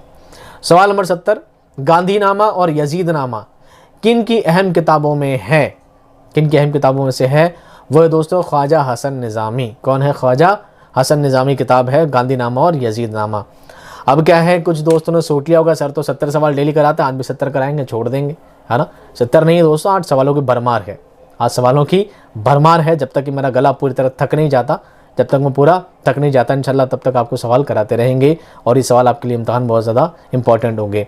ऑलमोस्ट 1 घंटा 10 मिनट की क्लास हो चुकी है, 1.5-2 घंटा तो ले लेते हैं, तब तक तो मेरी इतनी कैपेसिटी तो है मेरी बोलने की कैपेसिटी मैंने 8 घंटे की है, मैं लगातार 8 घंटे भी पढ़ा सकता हूँ, ठीक है। लेकिन पता नहीं आप लोग इस बात का कोई सिला देने वाला नहीं हो और इस चीज़ को पसंद नहीं करते हो कंटिन्यू सुनना, आप थक जाते हो बहुत ज़्यादा सुनकर कि बहुत देर पका दिया, आज तो बहुत ज़्यादा सर दर्द हो गया, सर मेरा तो डेटा ही खत्म हो गया, सर रात को 9 बजे क्लास ली, सर रात भर जागता रहूँगा आपके लिए, ऐसे ऐसे लोग भी हैं, ठीक है। तो इसलिए कोशिश की है कि जितनी देर पढ़ा सकते हैं पढ़ा देते हैं, आपके काम आएगा। सवाल नंबर 71, डॉक्टर जाकिर हुसैन को कहाँ का गवर्नर बनाया गया। वो बनाया गया दोस्तों बिहार का, बाहर नहीं हो, बिहार है, क्या है, बिहार। उर्दू की सबसे बड़ी कमी यही है कि इसमें ना जेर ज़बर वगैरह नहीं लगाया जाता, एराब नहीं लगाया जाता, इसलिए वो बाहर, बिहार, बुहार कुछ भी पढ़ देते हैं। असल लफ्ज़ क्या है, बिहार, क्या है, बिहार। सवाल नंबर 52, अल्ताफ़ हुसैन ने उर्दू अदब में अपने नसरी जौहर की इब्तिदा किस नावल से की। उन्होंने नसरी जौहर की इब्तिदा की है दोस्तों मजालिसुन निसा। किससे की है, मजालिसुन निसा, जिनका नावल था, जिसके बाद उन्होंने नसर की शुरुआत की। वैसे आप शायर भी, अजीम शायर भी रह चुके हैं। और अल्ताफ़ हुसैन हाली को सवाने निगारी का बानी भी माना जाता है। सवाल नंबर 73, किस शायर ने अपनी नज़मों में मुहावरात का मुतअद्दिद इस्तेमाल किया है। अपनी शायरियों में, अपनी नज़मों में सबसे ज़्यादा मुहावरों का इस्तेमाल किया है, वो है नज़ीर अकबराबादी। कौन है, नज़ीर अकबराबादी। इनसे एक चीज़ और है, इन्होंने मतरूक लफ्ज़ का भी बहुत ज़्यादा इस्तेमाल किया है। मतरूक लफ्ज़ है ना, वो लफ्ज़ जो तर्क कर दिए गए हों, वो लफ्ज़ जो तर्क कर दिए गए हों, पुराने लफ्ज़ों को भी बहुत ज़्यादा इस्तेमाल किया आपने। मतरूक लफ्ज़ जैसे यहाँ के लिए पहले लिखा जाता था यहाँ, वहाँ, और किसु, कभू, ये सारे मतरूक लफ्ज़ है ना, इनका आपने बहुत ज़्यादा इस्तेमाल किया है। किसने, नज़ीर अकबराबादी ने। सवाल नंबर 74, कन्हैयालाल कपूर किसके लिए मज़ाहिया कॉलम लिखते थे। किसके लिए मज़ाहिया कॉलम लिखते थे, हिंद समाचार के लिए। किसके लिए लिखते थे, हिंद समाचार के लिए। सवाल नंबर 75, अल्ताफ़ हुसैन हाली को शम्सुल उलमा का खिताब किसने दिया। वो दिया दोस्तों नॉर्थ ब्रुक ने। किसने दिया, नॉर्थ ब्रुक ने। ये सवाल शायद आपने कभी नहीं पढ़ा होगा। एक ना बहुत ज़्यादा कॉन्ट्रोवर्सी वाला सवाल है, मैं चाहता तो डाल देता यहाँ पर मुझे डालना नहीं है क्योंकि आगे में बहुत ज़्यादा लंबी चौड़ी बहस चल चुकी है, लोगों ने काफ़ी हवाले दे दिए उसके ऊपर, किसने किताबें छाप दी है पूरी पूरी। अल्ताफ़ हुसैन हाली को शम्सुल उलमा का खिताब कब दिया गया? 1904 के 1914। अब किसी किताब में बच्चे बताते हैं 1904 है, कोई कहते हैं 1914 है, कोई 1924 ही बता देंगे, कोई 1940 बता देंगे। तो पहली बात ये दोस्तों, अल्ताफ़ हुसैन हाली को शम्सुल उलमा का खिताब 1904 में दिया गया था। 1914 में उनकी क्या हो गई थी? वफ़ात हो गई थी। अगर आप पुरानी एनसीईआरटी की किताब देखेंगे, आरबीएससी वाली आई ने वगैरह 11th क्लास की किताब देखेंगे, बहुत पुरानी किताबों में अगर देखेंगे तो उसमें 1914 मिलेगा कि उनके मरने से पहले उनको खिताब दिया गया था।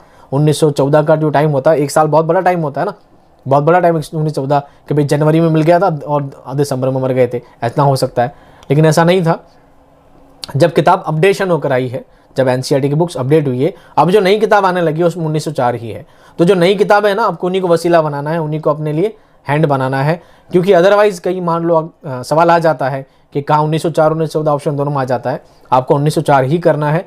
अगर 1914 करके आ जाओगे और फिर आप कहोगे कि हम रेट लगाएंगे, आप पुरानी किताबों का हवाला दोगे, तो वो मानने वाले नहीं है, वो मानने वाले नहीं है, क्योंकि किताब अपडेट हो चुकी है एनसीईआरटी की और नई किताबों में आपको 1904 ही मिलेगा। तो अल्ताफ़ हुसैन अली को शम्सुल उलमा का खिताब 1904 में ही दिया गया था। किसने दिया था? नॉर्थ ब्रुक ने दिया था, नॉर्थ ब्रुक ने दिया था। उम्मीद करता हूँ समझ में आ गई होगी। सवाल नंबर 76, वीराने किसके अफसानों का पहला और आखिरी मजमुआ है? सैयद एहतशाम हुसैन सिद्दीकी, एहतशाम हुसैन रिजवी, जो कि क्या है? तनकीद निगार हैं, नकाद हैं। आपने अफसाने तो लिखे ही नहीं है, लेकिन फिर भी आपने चंद अफसाने लिखे थे। उनका पहला और आखिरी मजमुआ कौन सा है? वीराने। कौन सा है? वीराने। एहतशाम हुसैन कौन है? तनकीद निगार हैं, एक नकाद है जो कि अफसाने वगैरह नहीं लिखते हैं, लेकिन फिर भी उनके चुनिंदा कुछ अफसानों को एक जगह यकजा करके एक मजमुआ तैयार किया गया। उनका पहला और आखिरी जो मजमुआ है वह वीराने के नाम से शाया हो चुका है। सवाल नंबर 77, अख्तर शिरानी किस रिसाले से वाबस्ता थे? वो था हुमायूं। कौन सा था दोस्तों? हुमायूं। मैंने जो शॉर्ट नोट्स दिए हैं उसमें मैंने इसको मेंशन करने वाला था, मैं कौन किस रिसाले से रहने वाला है। हंस किसका रिसाला है? ज़माना किसका रिसाला है? आपको ये भी चीज़ें याद रखनी थी। आप ढूंढ ढूंढ कर कहीं ना कहीं उसको पढ़ने की कोशिश करना। रिसालों से भी आपका सवाल बन सकता है, कम से कम ज़्यादा नहीं, एक सवाल तो उम्मीद करता हूँ रिसाले सवाल आपका बनेगा। सवाल नंबर 78, नज़ीर अहमद के किस नावल को अकबरी और असगरी का किस्सा कहा जाता है? अकबरी असगरी बहनों का किस्सा कहा जाता है, वह दोस्तों मिरअतुल उरूस। अब है ना, मेरे पास ऐसे महाज्ञानी हैं जिनके पास कहते हैं कि ज़ेरो ज़बर तो है नहीं, ज़ेरो ज़बर तो है नहीं, तो इसको कुछ भी पढ़ देते हैं, इसको कुछ भी पढ़ देते हैं। सलूर किंग तो हमारे फेमस हैं ही, हमारे बहुत ज़्यादा अजीज़ हैं। सलूर कंग तो सलूर कंग नहीं, सिल्वर किंग था, वो हमारे बड़े फेमस इंसान हैं। अब बाकी के जो महारतीना क्या पढ़ते हैं, ये है मिरअतुल उरूस। मिरअतुल उरूस क्या पढ़ते हैं? मरातुल उरूस। क्या पढ़ देते हैं? मरातु उरूस। क्या सर लाम तो साइलेंट है? मरातु उरूस, उरूस के दिन मर गया साले तू। ना जाने किसको मार देते, कहाँ कहाँ मार देते हैं। मीर अमन दहलवी को पढ़ते हैं मेरा मन दहलवी। क्या पढ़ते हैं? मेरा मन दहलवी। मेरा मन, हाँ मानता हूँ कि हिंदी की तरह इसमें सेंटेंस नहीं होते हैं। हिंदी में एक वर्ड लिखने के बाद एक लाइन खींच दी जाती है, हाँ, तो इसमें स्पेसिंग नहीं होती है, तो हाँ मान सकते हो मेरा मन हो जाता है। लेकिन थोड़ा तो ध्यान रखें, आप उर्दू के टीचर बनने जा रहे हैं, आप में अगर इतनी भी क्वालिटी नहीं होगी तो फिर क्या काम होगा। आप थोड़ा सा अब लफ्ज़ों को समझने की कोशिश करें। ना जाने उर्दू की पूरी बैंड बजा रखी बुरी तरह से। जब वो ऑडियो मैसेज भेजते हैं, करते, सुनता रहता हूँ मैं इधर उधर के, बहुत सारे लोग कॉल करके क्वेश्चन पूछ लेते हैं, सर ये क्या है? इब्नुल वक्त को अबानुल वक्त पढ़ देते हैं, बिनतुल नाश बनातुल नाश को क्या पढ़ते हैं? बनातुल नाश कर देते हैं, बनातुल नैश कर देते हैं। कुछ भी सही लफ्ज़ है मिरअतुल उरूस, मिरअतुल उरूस। इसको अकबरी और असगरी का किस्सा भी कहा जाता है। सवाल नंबर 79, साहिर लुधियानवी को हुकूमत हिंद की जानिब से पद्मश्री के एजाज़ से कब नवाजा गया? 1971 में। 1971 में। 1977 में भी इनको अवार्ड दिया गया था। क्या दिया गया था? आप नोट्स में चेक कीजिएगा। सवाल नंबर 80, किस अदीब ने अख्तर शेरानी को जवामिउल हिकायात का तर्जुमा का काम दिया था? वो शख्सियत थी दोस्तों मौलवी अब्दुल हक। मौलवी अब्दुल हक ने इनको काम दिया था कि आपको जवामिउल हिकायात का क्या करना है? तर्जुमा करना है, और अख्तर शेरानी ने इस काम को बखूबी अंजाम दिया। सवाल नंबर 81, अब आपके सारे सवाल कौन से हैं? तदरीस वाले हैं तो तदरीस के सवाल को ध्यान से देखें, समझें। कवायद की तालीम के लिए सबसे मुफीद तरीका कौन सा है? कवायद अगर बच्चों को कराने हैं, कवायद पढ़ानी है, अगर बच्चों को ग्रामर पढ़ानी है, तो सबसे अच्छा तरीका कौन सा है? इस्तक़राई तरीका। कौन सा है? इस्तक़राई तरीका। लेक्चर तरीका, हिदायत तरीका छोड़ दो। कवायद पढ़ाने के दो ही तरीके बच जाते हैं, इस्तक़रा, इस्तख़राजी। तो मैंने आपको बताया था इस्तख़राजी का मतलब है खराबी का तरीका, खराजी से समझ लीजिएगा खराबी तरीका। तो जो खराबी तरीका है वो पढ़ाने का काम खराबी है, तो जो खराबी है उसको हम पढ़ाएंगे नहीं। इस्तक़राई यानी इस तरह कराई, इस तरह कराई जानी चाहिए तदरीस, इस तरह कराई जानी चाहिए तदरीस, उसे कहते हैं इस्तक़राई तरीका। ठीक है, कॉमन लैंग्वेज में आप इसी चीज़ को ऐसे समझ सकते हैं, इसी चीज़ को अपनी आम ज़बान में बनाकर। इस्तक़राई तरीका कवायद की तालीम के लिए सबसे मुनासिब तरीका होता है। सवाल नंबर 82, ज़बान सीखने का कौन सा तरीका मादरी ज़बान को माबैन किए बगैर दूसरी ज़बान सीखने में मददगार होती है? मैं चाहता उसको उर्दू में भी लिख सकता था, ठीक है, लेकिन मज़ा आता थोड़ा इंग्लिश में लिखने से। ज़बान सीखने का कौन सा तरीका, भाषा सीखने का कौन सा तरीका है जो मादरी ज़बान को माबैन किए बगैर, मादरी ज़बान को बीच में नहीं रखता है, माबैन करना बीच में नहीं रखता है, दूसरी ज़बान सीखने में मददगार होता है? वो होता है डायरेक्ट मेथड। कौन सा होता है? डायरेक्ट मेथड, जिसको बराह रास्त तरीका कहते हैं। क्या कहते हैं? बराह रास्त तरीके में एक ज़बान को उसी ज़बान से ही सिखाया जाता है। अगर आपको उर्दू सिखानी है तो उर्दू पूरी उर्दू में ही सिखाई जाती है, दूसरी ज़बान का इस्तेमाल इसमें नहीं किया जाता। एक होता है ट्रांसलेशन मेथड, उसको कहते हैं तर्जुमा वाली तरीका, यानी एक ज़बान को दूसरी ज़बान में तर्जुमा करके, दूसरी ज़बान में ट्रांसलेशन करके, अनुवाद करके सिखाया जाता है। वो होता है कौन सा? ट्रांसलेशन मेथड होता है। ठीक है। सवाल नंबर 83, मुहावरात और ज़रबुल इमसाल के इस्तेमाल के तनाजुर में कौन सा बयान मुनासिब है? कौन सा बयान मुनासिब है? ये ज़बान का एक लाजमी हिस्सा है। मुहावरे और ज़रबुल इमसाल मुहावरों के लिए और कहावतों के लिए कौन सी बात सही है इसमें? ये ज़बान का लाजमी हिस्सा है, ज़रूरी नहीं है। अगर मुहावरे नहीं भी बोले तो ज़रूरी नहीं है, ज़बान तो चली जाती है। इससे ज़बान पर काबू आता है, ये भी ज़रूरी नहीं है। ज़बान की सजावट का काम है, मान सकते हैं, लेकिन ये ज़बान के इस्तेमाल को मुतासिर बनाता है, मौसर बनाता है। यानी मुहावरे और ज़रबुल इमसाल से, मुहावरात से और ज़रबुल इमसाल से ज़बान मुतासिर बनती है, मुतासिर कुन बनती है, प्रभावशाली बनती है, इंटरेस्टिंग बनती है, रुचिकर बनती है। ठीक है, लेकिन ये ज़बान के लिए कोई अहम जुज़ नहीं है। सवाल नंबर 84, मुसलसल और जामे अंदाज़े क़द्र किस लिए ज़रूरी है?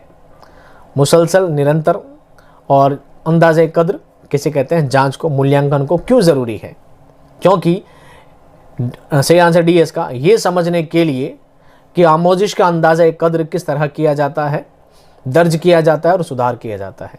मूल्यांकन करने का मकसद क्या होता है कि जब मूल्यांकन किया जा रहा है तो कहाँ पर शिक्षा में कमियां रह रही है, कहाँ पर तदरीस में, तरीक़ा तदरीस में, कहाँ पर शिक्षण में क्या कमियां रह रही है, उन कमियों को नोट डाउन किया जाता है और उसको दूर किया जाता है, उसमें सुधार किया जाता है, ताकि बच्चे अच्छी तरह से पढ़ सके, शिक्षण की प्रक्रिया क्या हो सके? पूर्ण हो सके, शिक्षण की प्रक्रिया पूर्ण हो सके, संपूर्ण हो सके सही तरीके से।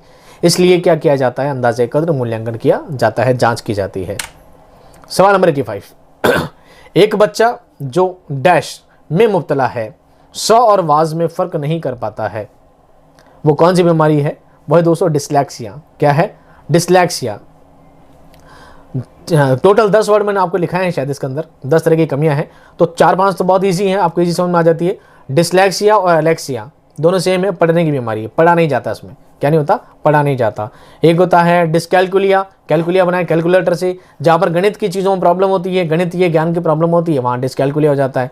एक होता है डिस्मॉर्फिया, मैंने आपको लिखा है डिस्फॉर्मिया, फॉर्मिया नहीं दोस्तों, डिस्मॉर्फिया।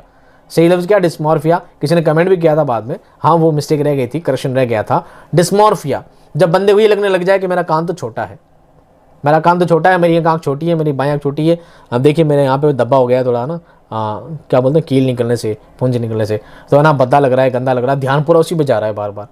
तो जब इंसान को ये लगे कि मेरा एक कान छोटा है, एक आँख छोटी बड़ी हो गई है और मैं लोगों से अच्छा नहीं हूँ, लोग मेरे से ज़्यादा बढ़िया हैं, इस तरह के जो ख्यालात इंसान के दिमाग में चलने लग जाते हैं, वो बीमारी कहलाती है डिस्मॉर्फिया। क्या कहलाती है? डिस्मॉर्फिया।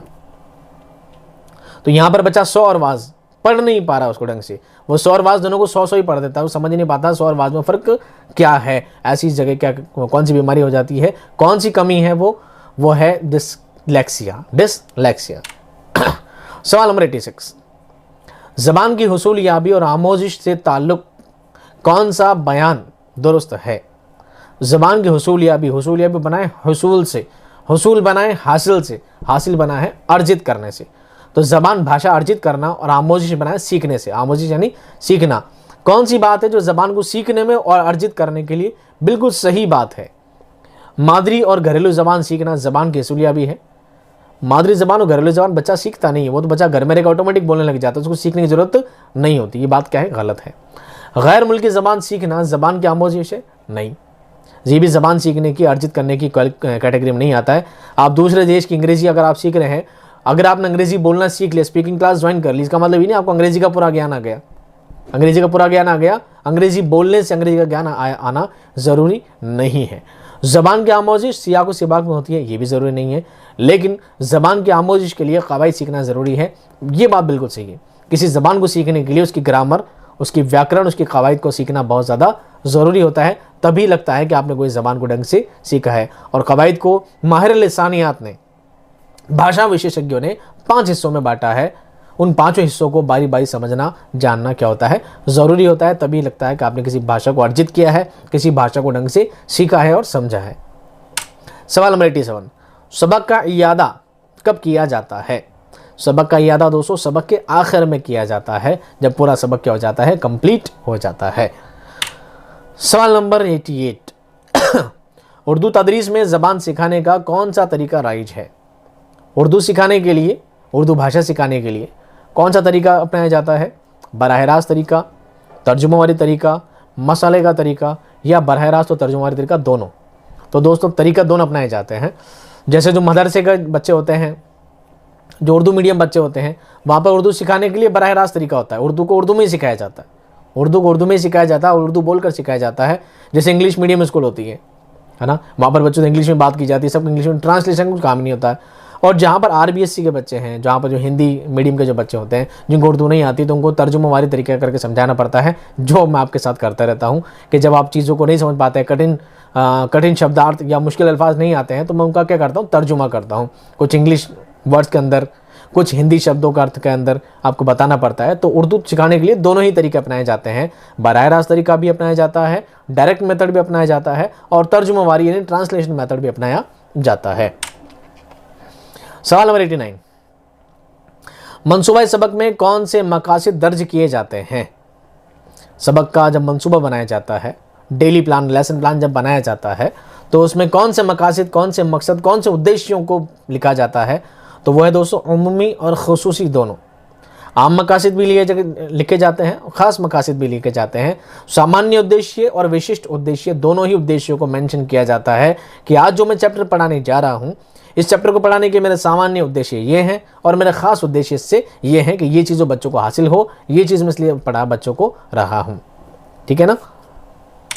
सवाल नंबर 90, नमूने की बुलंदखानी किसके ज़रिए की जाती है? वो की जाती है दोस्तों मुअल्लिम के ज़रिए। किसके ज़रिए? मुअल्लिम और मुतअल्लिम दोनों एक जैसे लगते हैं पढ़ने में, थोड़ा फ़र्क है, एक में ता है, एक में ता नहीं है। तो मुअल्लिम यानी होता है उस्ताद, और मुतअल्लिम यानी होता है तलबा। नमूने की बुलंदखानी यानी आदर्श वाचन कौन करता है? उस्ताद करता है, मुअल्लिम करता है, उसके बाद बच्चों से बाद में पढ़वाया जाता है। सवाल नंबर 91, गलत जवाब दे गया। तदरीस के इक़दामी उसूल में शामिल नहीं है। तदरीस के इक़दामी उसूल में शामिल नहीं है। मालूम से नामालूम की जानिब का उसूल यह है कि नहीं? बिल्कुल है। पहले बच्चों को वो चीज़ सिखाई जाए जो बच्चों को मालूम है, फिर वो चीज़ बताई जाए जो बच्चों को मालूम नहीं है। क्या उसूल सही है? बिल्कुल सही है। दूसरा है तरकीब से तज्ज़िया की जानिब का उसूल।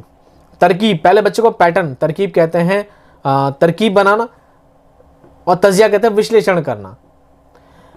पहले बच्चों को तरीका बताया जाता है, बाद में पहले विश्लेषित किया जाता है, बाद में चीज़ें समझाई जाती है। तो ये तरीका उल्टा है। तज्ज़िया से तरकीब का तरीका होता है। तज्ज़िया पहले विश्लेषण किया जाता है, चीज़ों को अलग अलग बताया जाता है, उसके बाद तरकीब बताई जाती है। आप इसको ना जैसे और ढंग से समझें, तरकीब से तज्ज़िया, तज्ज़िया से मुराद है विश्लेषण करना। आप, मैं बस का उदाहरण देता हूँ बार बार आपको, तो वही तरीका समझ लीजिए कि बच्चों को भी बताया जाता है, बच्चों ये माउस है, ये कीबोर्ड है, ये मॉनिटर है, ये CPU है। ठीक है। अब ये CPU के पीछे USB पोर्ट लगाई जाती है, ये माउस कनेक्ट कर दिया, ये कीबोर्ड कनेक्ट कर दिया, ये मॉनिटर कनेक्ट कर दिया, ये पूरा इनबिल्ड करने के बाद ये पूरा PC बन जाता है। क्या बन जाता है? PC बन जाता है। पर्सनल कंप्यूटर कह सकते हैं उसको। ये पूरा मिलकर कंप्यूटर बन जाता है। तो वो होता है संश्लेषण करना, विश्लेषण करना। पहले अलग अलग चीज़ बताई जाए, उसके बाद उसको जोड़ दिया जाए। ये होता है तरकीब से तज्जिया का उसूल। एक होता है कुल से जुज़ की जानिब का उसूल, ये भी सही है। तो कुल से जुज़ का मतलब क्या होता है, पहले बच्चे को कुल चीज़ बताई जाए जो बच्चा जानता हो, जो बच्चा जानता हो, पूरी चीज़, पूरी बस बच्चा जानता है, बस में बच्चा बैठा है, बस के बारे में जानता है, कुल बताया जाए। फिर जुज़ के बारे में, उसके एक एक भाग के बारे में बताया जाए कि ये बस का पहिया है, ये बस की खिड़कियाँ हैं, ये बस में सीट है, ये बस का आईना है, एक एक चीज़ बारे में बताया जाए। तो ये सही तरीका होना चाहिए, जो बच्चे देखते हैं, जो बच्चे जानते हैं, पहले उनको उस बारे में बताया जाना चाहिए। मकरून से मुजर्रद की जानिब का उसूल, बहुत ज़्यादा कन्फ्यूजन रही होगी लोगों को इसमें, इसको ढंग से समझे। मकरून और मुजर्रद सही लफ्ज़ है, मुजर्रद मुजर्रद भी नहीं है, कोई मुजर्रद पढ़ता तो गलत है। एक होता है मकरून, एक होता है मुजर्रद। मकरून का मतलब होता है संयुक्त, मकरून का मतलब संयुक्त, मुजर्रद का मतलब होता है अकेला, मुजर्रद का मतलब अकेला। मान लीजिए बच्चे को कोई चीज़ समझानी है, कोई बच्चों को चीज़ सिखानी है, तो बच्चे को पहले मकरून बताया जाएगा, पहले संयुक्त बताया जाएगा, बाद में उसकी एक एक एक एक चीज़ को डिवाइड करके आप बाद में बताएंगे। ठीक है, देखो बच्चे, ये बहुत बड़ी फौज है, ये बहुत बड़ी फौज है, ये फौज मिलकर क्या करती है, जंग लड़ती है, ये फौज मिलकर लड़ाई करती है, ये फौज मिलकर हमला करती है, ये फौज क्या करती है, आपस में जंग करती है। तो फौज क्या है, संयुक्त, क्या हो गया, संयुक्त। अब बताया जाता है बच्चों, ये फौज में ये कमांडर होता है, ये चीफ कमांडर होता है, ये सैनिक होते हैं, ये छोटे सैनिक होते हैं, ये बंदूक वाले हैं, ये 3 स्टार, ये 2 स्टार, ये सिंगल स्टार है। बच्चों को ये समझाना, ये नहीं बताते कि देखो ये सेकंड वाला स्टार है, ये 2 स्टार वाला है, ये 1 वाला है, सब इकट्ठे कर लिए फिर बताते देखो ये सब मिलकर फौज बनाते हैं। ऐसे नहीं, ऐसा नहीं। बच्चा जो चीज़ जानता है, जो चीज़ वो समझता है, जो चीज़ उसने देखी है, उन चीज़ों के बारे में संयुक्त बताया जाए, बाद में उसको सिंगल सिंगल चीज़ें बताई जाए अलग अलग करके। वही बता रहा था तरकीब से, संश्लेषण से विश्लेषण का तरीका। तो कौन सा उसूल शामिल नहीं है, तरकीब से तज्जिया का उसूल शामिल नहीं है, तज्जिया से तरकीब होना चाहिए, तज्जिया से तरकीब का उसूल होना चाहिए। सवाल नंबर 92, तरकीबी तरीके में किस तरतीब से इक़दाम किया जाता है। तरकीबी तरीका, तरकीब से चलते हैं, तो तरकीब से क्या चलाया जाता है, सबसे पहले बच्चों को बताया जाता है हुरूफ, क्या बताए जाते हैं, हुरूफ, अली बा पा ता। उसके बाद बच्चे को सिखाया जाते हैं लफ्ज़, क्या अली बा अब, बेतेख है बतख, ये सिखाया जाता है।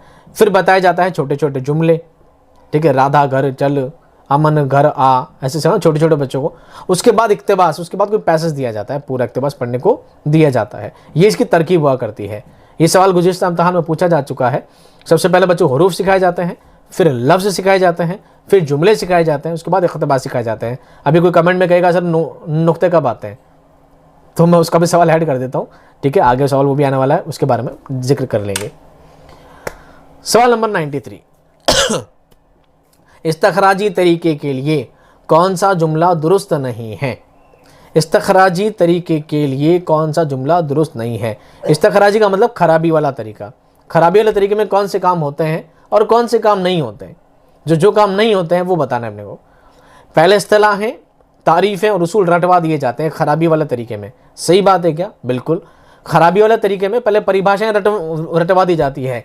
किसी चीज़ के, किसी जगह के, किसी इंसान के नाम को इसम कहा जाता है। किसी चीज़ के, किसी जगह के, किसी व्यक्ति के नाम को इसम कहा जाता है। रटवा दिया जाता है पूरा। बाद में कहते हैं देखो रमेश क्या ये इसम है। बिल्कुल उल्टा तरीका है, बिल्कुल उल्टा तरीका है। तो ये तरीका खराबी तरीके में होता है, बिल्कुल होता है। दूसरा, प्राइमरी दर्जात के बच्चों के लिए मुजर है पहले बच्चों को परिभाषा रटवाना। ये क्या सही तरीका है छोटे बच्चों को? नहीं, बच्चों को प्रैक्टिकली चीज़ें बताई जानी चाहिए। ये खराबी तरीके में शामिल है ये बात, बिल्कुल वो मुजिर है। मुजिर नहीं कहते खराबी को, मुजिर भी कमी को माता है। एक होता है नामालूम से मालूम की तरफ इक़दाम किया जाता है।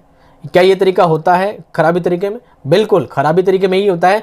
पहले बच्चे को नामालूम चीज़ बताई जाती है जो बच्चे को पता ही नहीं है, फिर बच्चे को वो चीज़ बताई जाती है बाद में जो बच्चों को मालूम है। पहले बच्चे को बताया जाता है कि इसम किसे कहते हैं, तो पहले को परिभाषा रटवा दी जाती है कि इसको क्या कहते हैं, इसम कहते हैं, इसको इसम कहते हैं। रट जाता है बच्चा पूरा, फिर कहता है देखो पेंसिल है ना, ये क्या इसम है। और बच्चों को पहले ही बता देते कि इस पेंसिल इसम होती है। बच्चों को पहले उदाहरण दे देते, बच्चा समझ जाता अच्छा पेंसिल इसम होती है। अच्छा जो तुम बैठे हो सबके नाम लेकर बता दे 2-4 बच्चों के कि तुम सबका नाम क्या इसम है, तो बच्चा उसी से कनेक्ट कर पाता। फिर उसको परिभाषा याद कराई जानी चाहिए। खराबी तरीके में ऐसा होता है क्या? पहले नामालूम चीज़ बताई जाती है, बिल्कुल ये खराबी तरीके में होता है। मकरून से मुजरद की जानिब का उसूल, ये जो तरीका दोस्तों ये अच्छा तरीका माना जाता है। मकरून से मुजर्रद का तरीका अच्छा तरीका माना जाता है, जो कि इस्तखराजी तरीके में नहीं होता है, ये इस्तखराजी तरीके में शामिल किया जाता है। मकरून पहले बच्चों को संयुक्त चीज़ें बताई जाए, पूरी चीज़ बताई जाए, बाद में उनको एक एक करके मुफर्रद करके, बाद में उनको मुजर्रद चीज़ें एक एक सिंगल चीज़ें उनको बताई जाए व्यक्तिगत। ठीक है, ये तरीका अच्छा तरीका माना जाता है, जो कि इस्तखराजी तरीके में नहीं होता है। सवाल नंबर 94, चौक और बोर्ड का इस्तेमाल करते वक्त उस्ताद को किस तरफ खड़ा होना चाहिए? इससे 3 सवाल बनेंगे, बताता था वहाँ तो। ठीक है, चौक और बोर्ड का इस्तेमाल करते वक्त उस्ताद को किस तरफ खड़ा होना चाहिए? बिल्कुल कॉमन चीज़ है, दायां बायां दरमियान और पीछे। बोर्ड के पीछे जाने से लाओ, दरमियान में खड़ा होना गलत है। अब बात बची दायां और बायां। आप खुद कॉमन सेंस से सोचिए, आपको उर्दू लिखनी है तो आप कहाँ से लिखेंगे? इधर से कि इधर से? इधर से या इधर से? तो आपको पता होगा ना, आप सीधा हाथ से लिखेंगे, उस तरफ से लिखना शुरू करेंगे जहाँ पर आपका सीधा हाथ होता है, जहाँ पर आपका सीधा हाथ होता है। सीधा हाथ को क्या क्या कहते हैं? दायां। क्या कहते हैं? दायां। अगर दायां से लिख रहे हो तो खड़े का होंगे, बाएं की तरफ खड़े होंगे तभी तो दाएं की तरफ जाओगे, बाएं पे खड़े होंगे तभी तो दाएं से लिखोगे। चौक का बोर्ड का इस्तेमाल करोगे तब आप कहाँ खड़े होंगे? बाईं तरफ खड़े होंगे, उल्टे हाथ की तरफ खड़े होंगे, तभी आप सीधे हाथ से लिख पाएंगे। आपको हो सकता है मैं मिरर के अंदर मैं उल्टा दिख रहा हूँ, हो सकता है वीडियो के अंदर, पर आप इस चीज़ को कॉमन से समझें। क्या होगा? वो आपको बाईं तरफ खड़ा होना है और दाईं तरफ से आपको लिखना शुरू करना है, सीधे हाथ में लिखना शुरू करना है। कॉमन चीज़ है। फिर ये भी पूछा जा सकता है कि जब आप लिख रहे हैं या पढ़ा रहे हैं तो आपका जाविया क्या होना चाहिए? तो 45 डिग्री। आपका जाविया क्या होना चाहिए? 45 डिग्री के एंगल पर आपको खड़ा होना चाहिए। फिर कई बार ये भी सवाल पूछा जाता है कि किताब के और टीचर के बीच में कितनी दूरी होनी चाहिए? तो 30 सेंटीमीटर। कितनी होनी चाहिए? 30 सेंटीमीटर। इस तरह तीनों सवाल आपसे पूछे जा सकते हैं कि किताब के और उस्ताद के बीच में कितना फासला होना चाहिए? 30 सेंटीमीटर का। बोर्ड का इस्तेमाल करते वक्त कितना जाविया बनना चाहिए? 45 डिग्री का। और चौक बोर्ड का इस्तेमाल करते वक्त उस्ताद को कहाँ खड़ा होना चाहिए? हमेशा बाईं जानिब खड़ा होना चाहिए और दाईं तरफ से लिखना चाहिए, क्योंकि उर्दू हमेशा सीधी तरफ से ही चला करती है। समझ में आ गई बात? चलिए, सवाल नंबर 95, अख़ज़ मानी के अमल में किस चीज़ से गुरेज करना चाहिए? अख़ज़ मानी यानी किसी चीज़ शब्दार्थ बताते वक्त किस चीज़ से बचना चाहिए एक टीचर को? लफ्ज़ों के मुतज़ाद बनाने से बताने से नहीं बचना चाहिए। बच्चों को बताना चाहिए कि जो लफ्ज़ आपने पढ़ा है उसका मुतज़ाद ये होता है। सी वाला है लफ्ज़ का जुमलों में इस्तेमाल करने से, ये भी बताना चाहिए कि इस लफ्ज़ का जुमले में इस्तेमाल कैसे किया जाता है। लफ्ज़ का वाहिद और जमा बताने से, लफ्ज़ का वाहिद जमा भी बताना चाहिए। अगर बचना चाहिए तो किससे? बराह रास्त मानी बताने से। बराह रास्त डायरेक्ट लफ्ज़ आ गए आपने हाथों मानी बता दिए, नहीं, हाथों मानी कभी भी नहीं बताने चाहिए। बच्चों को पहले उसके बारे में थीम समझानी चाहिए कि लफ्ज़ क्यों लिया है, कैसे लिया है, क्या इसका मतलब है। सब बातें पहले क्लियर करने के बाद ही आपको उसके मानी बताए जाने चाहिए। बराह रास्त डायरेक्ट मानी कभी भी नहीं बताने चाहिए। सवाल नंबर 96, हुरूफ की बनावट हुरूफ तहजी तरीके की सही तरतीब है। अब ये सवाल है ना दूसरा कंट्रोवर्सी वाला सबसे ज़्यादा, ये नुक्ते हुरूफ कई बार मुझसे सवाल आ गया है, मेरी क्लास में भी आपने देखा होगा। एक बात आप सुने, ढंग से सुने, समझे इस बात को। ये सवाल बारहा एग्जाम में पूछा जा चुका, तो मैं उम्मीद करता हूँ आगे वापस आ जाएगा। इसमें तरीका क्या होता है? सबसे पहले सिखाते हैं हुरूफ, अलिफ बा पा ता सब सिखा दिए। उसके बाद हुरूफ की बनावट, बा इस तरह भी लिखा जाता है, बा गोल टेढ़ा भी करके लिखा जाता है, बा टेढ़ा मेढ़ा करके भी लिखा जाता है, आप ये चीज़ भी बता सकते हैं। उसके बाद बताएंगे एराब कि कहाँ ज़बर ज़ेर पेश की अलामत क्या होती है। बाद में बच्चों को हिज्जे करके पढ़ना सिखाया जाता है। ये इसकी सही तरतीब होती है, मान लिए बात। लेकिन कन्फ्यूजन का है, कहीं आपने पढ़ा होगा कि सर पहले हुरूफ सिखाते हैं, बाद में हुरूफ के नुक्ते सिखाते हैं, बाद में हुरूफ की बनावट सिखाते हैं। तो देखिए, पहली बात, जब बच्चों को हुरूफ सिखाते हैं ना, अलीफ बा ता पा सब सिखाते हैं, तो नुक्ते उसमें शामिल नहीं होते। पहली बात, ढंग से समझें पूरा बात को। आपने बच्चों को अलीफ लिखना सिखाया है तो बा में सिर्फ एक लाइन लिख कर थोड़ी सिखाएंगे, भाई खाली लाइन है इसका मतलब है। आप बच्चों डायरेक्ट बा लिखेंगे तो पूरा बा के शोशा बनाएंगे और बा के नीचे नुक्ता लगा कर बताएंगे कि जो एक नुक्ता है ये बा है, यानी नुक्ता बच्चा हाथों हुरूफ के साथ ही सीख जाएगा। नुक्ते अलग से नहीं सिखाए जाते कि 4 खाली खोके बना दिए फिर बताए देखो 1 नुक्ता तो बा, 2 नुक्ता तो ता, 3 तो सा, ऐसे नहीं सिखाते। हुरूफ के साथ ही नुक्ते बच्चा हाथों सीख जाता है, पहली बात। लेकिन कहीं अगर ऐसा लिखा भी है कि हुरूफ के साथ नुक्ते हैं और मैंने अगर कहीं पढ़ाया भी है तो इसका रीज़न क्या है? ये सवाल आरपीएससी में 2-3 बार पूछा गया है। एक बार तो आया था कि हुरूफ रीड में पूछा जा चुका है कि हुरूफ और हुरूफ के बाद हुरूफ के नुक्ते सिखाए जाते हैं, बाद में बनावट सिखाई जाती है। उसको उन लोगों ने ऑथेंटिक मान लिया, सही मान लिया, इसलिए मैंने भी सही मान लिया, क्योंकि एग्जाम में ही बताया था। दोबारा एग्जाम हुआ तो बताया गया कि हुरूफ के बाद हुरूफ की मिलवा शक्लें सिखाई जाती है। हुरूफ की बनावट से मतलब क्या है? हरूफ की बनावट को 3 तरह से इस्तेमाल करते हैं लोग। एक बार तो लिखते हैं हरूफ की बनावट, एक बार लिखते हैं हरूफ की मिलवा शक्लें, एक बार लिखते हैं हरूफ की तरकीबी शक्ल। तरकीबी शक्ल, हरूफ की बनावट और हरूफ की मिलवा शक्लें, तीनों का मतलब एक ही है, अलग नहीं है। तीनों का मतलब एक ही है, अलग नहीं है। हरूफ की बनावट, हरूफ की मिलवा शक्लें, हरूफ की तरकीबी शक्लें, तीनों एक ही चीज़ है, अलग अलग नहीं है। फिर बाद में उन्होंने सवाल दिया कि हरूफ की बनावट, ये भी सेकंड ग्रेड में सवाल आया था अभी, ठीक है, ये सवाल सेकंड ग्रेड से ही लिया गया है और इसको हरूफ की बनावट से ही माना गया है, बिल्कुल ऑथेंटिक तरीका, हरूफ की बनावट ही सही होता है। तो एग्जाम में आपको दोनों तरीके से मैंने बताया होगा कि भाई नुक्ते वाला भी सही बता दिया होगा, बनावट वाला भी सही बता दिया होगा। फिर आप कहेंगे नहीं सर कभी क्या बताते हैं, सर कभी क्या बताते हैं। तो महापुरुष है, मैं नहीं बताता, जैसे आंसर कीज आती है मुझे वही चीज़ आपके सामने मेंशन करनी होती है। मैं अपनी तरफ से कवायद नहीं बनाता, मैं मौलवी अब्दुल हक नहीं हूँ, मैं बता चुका हूँ, ठीक है। मैं अपने कवायद नहीं बनाता, मैं अपने कोई काम नहीं करता। जो चीज़ें मेंशन की जाती है आरपीएससी रीट वगैरह के थ्रू, मैं वही चीज़ आपके सामने मेंशन करता हूँ। अगर मेरे बताने में वीडियो में दो चार बार अलग अलग बताने में इख्तलाफ अगर रह जाता है, मेरे 2-4 बार अलग अलग बताने तो इख्तलाफ रह जाता है, तो उन सारे इख्तलाफों को साइड में रखकर आज ये सामने आपका सवाल पेश किया जा रहा है। इस सवाल को आपको क्या बना देना है, अपनी मील का पत्थर बना लेना है कि सर ने आज ये बता दिया है और आज से पहले बताया सब के सब गलत है, बस यही सही है। सबसे पहले बच्चे को हरूफ सिखाए जाते हैं, अलिफ बाब ता ता सा। उस हरूफ के साथ ही बच्चा नुक्ता उसी के अंदर ही सीख जाता है। उसके बाद मिलवा शक्ल सिखाई जाती है, जिसको हरूफ की बनावट भी कहते हैं और तरकीबी शक्ल भी कहते हैं। उसके बाद एराब लगाना सिखाए जाते हैं। बाद में बच्चों को हिज्जे करके पढ़ना सिखाया जाता है। C is the final and 200% correct answer. Okay done. उम्मीद करता हूँ कोई कंट्रोवर्सी नहीं होगी आप लोगों को, और फिर भी है तो कमेंट बॉक्स है, बिल्कुल आपकी कंट्रोवर्सी के लिए रखा गया है। ढेर सारे कमेंट कीजिए, आपस में उलझे रहिए। सवाल नंबर 97, इस्तेहसानी तफवीज़ का ताल्लुक़ है किससे है? तजुर्बागाह में तजुर्बा से, मसाइल का हल करने से, इम्तिहानात से या शहरी खसूसियात से। तो दोस्तों इसका सही जवाब है शहरी खसूसियात से। इस्तेहसान बना है मुस्तहसन से। मुस्तहसन का मतलब होता है अच्छा, उम्दा, बेहतर, शानदार, ढंग का, बहुत अच्छा, ठीक है। मुस्तहसन मतलब होता है अच्छा, अच्छाई की बात बताना, अच्छी चीज़ों को शामिल करना। ये शहरी खसूसियात में होता है कि बच्चों को जब नज़्म पढ़ाई जाती है, गज़ल पढ़ाई जाती है, उन चीज़ों में इस्तेहसान किया जाता है, उन चीज़ों की असली वजह बताई जाती है, जबकि मजमून वगैरह में चीज़ों का कोई जिक्र नहीं होता। मजमून में लिखा है हिंदुस्तान बहुत बड़ा देश है, आप बताओ उसको क्या अच्छी बात बताओगे, क्या बुरी बात बताओगे? बस आप कह दोगे बड़ा देश है, बात बड़ा देश पे ख़त्म। लेकिन शेर में आता है नाजुकी उसके लब की क्या कही है, पंखुड़ी गुलाब किसी है। तो आपको चीज़ों का इस्तेहसान बताना है, पूरा क्लियर करके बताना है कि शायर कहना क्या चाहता है, उसकी वजह क्या है, उसका थॉट क्या है, वो सब चीज़ें क्लैरिफिकेशन करनी होती है। ये काम इस्तेहसान किस में किया जाता है? इस्तेहसान किया जाता है शहरी खसूसियात के अंदर। जब बच्चों को शहरी खसूसियात पढ़ाई जाती है, जब बच्चों को नज़म, गज़ल, मसनवी ये चीज़ें पढ़ाई जाती है, तब इस्तेहसान तफवीज़ किया जाता है, अदरवाइज़ नहीं। तो इस्तेहसान वर्ड को याद रखना है, इस्तेहसान बराबर शहरी असनाफ, इस्तेहसान बराबर शहरी तदरीस, इस्तेहसान बराबर शहरी तदरीस। इस चीज़ को आप याद रख लीजिएगा, शहरी असनाफ से इसका लेना देना होता है। सवाल नंबर 98, आपकी दुआओं से गला चल रहा है अभी तक। कवायद की तदरीस के ज़रिए किस तालीमी अमल को फ़रोग़ देना मकसूद होता है?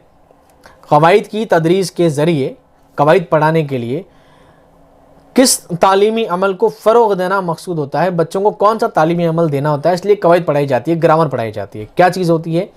ज़बान के आगाज़ और इर्तिका से वाक़फ़ियत मुबहम पहुँचाना। मुबहम कहता है अस्पष्ट, मुबहम कहते हैं अस्पष्ट, अस्पष्ट चीज़ें बच्चों को समझाई जाती है। क्या ये मकसद होता है? नहीं। मजमून निगारी से रोशनाश कराना होता है? नहीं। बैतबाजी सिखाना, बैतबाजी कहता है अंताक्षरी को, बच्चों को अंताक्षरी सिखाना होता है? नहीं। बल्कि ज़बान की सरफ़ी और नहवी उमूर की बाकायदा तरबियत देना कवायद का मकसद होता है। कवायद बच्चों को सिखाई जाती है ताकि बच्चा शाब्दिक दृष्टि से और वाक्य दृष्टि से बच्चा उन लफ्ज़ों को ढंग से सीख सके और समझ सके। भाषा ज्ञान में बच्चों का इस चीज़ों को जानना जरूरी है कि बच्चा सही शब्द लिख सके, सही शब्दों के साथ सही वाक्य बना सके। ये चीज़ें बच्चों में ढंग से उतर जाए, ये कवायद सिखाने का, ग्रामर यानी व्याकरण सिखाने का मकसद होता है। दूसरी चीज़ों से इसका कोई लेना देना नहीं होता है। सवाल नंबर 99, थोड़ा पानी पीजिए।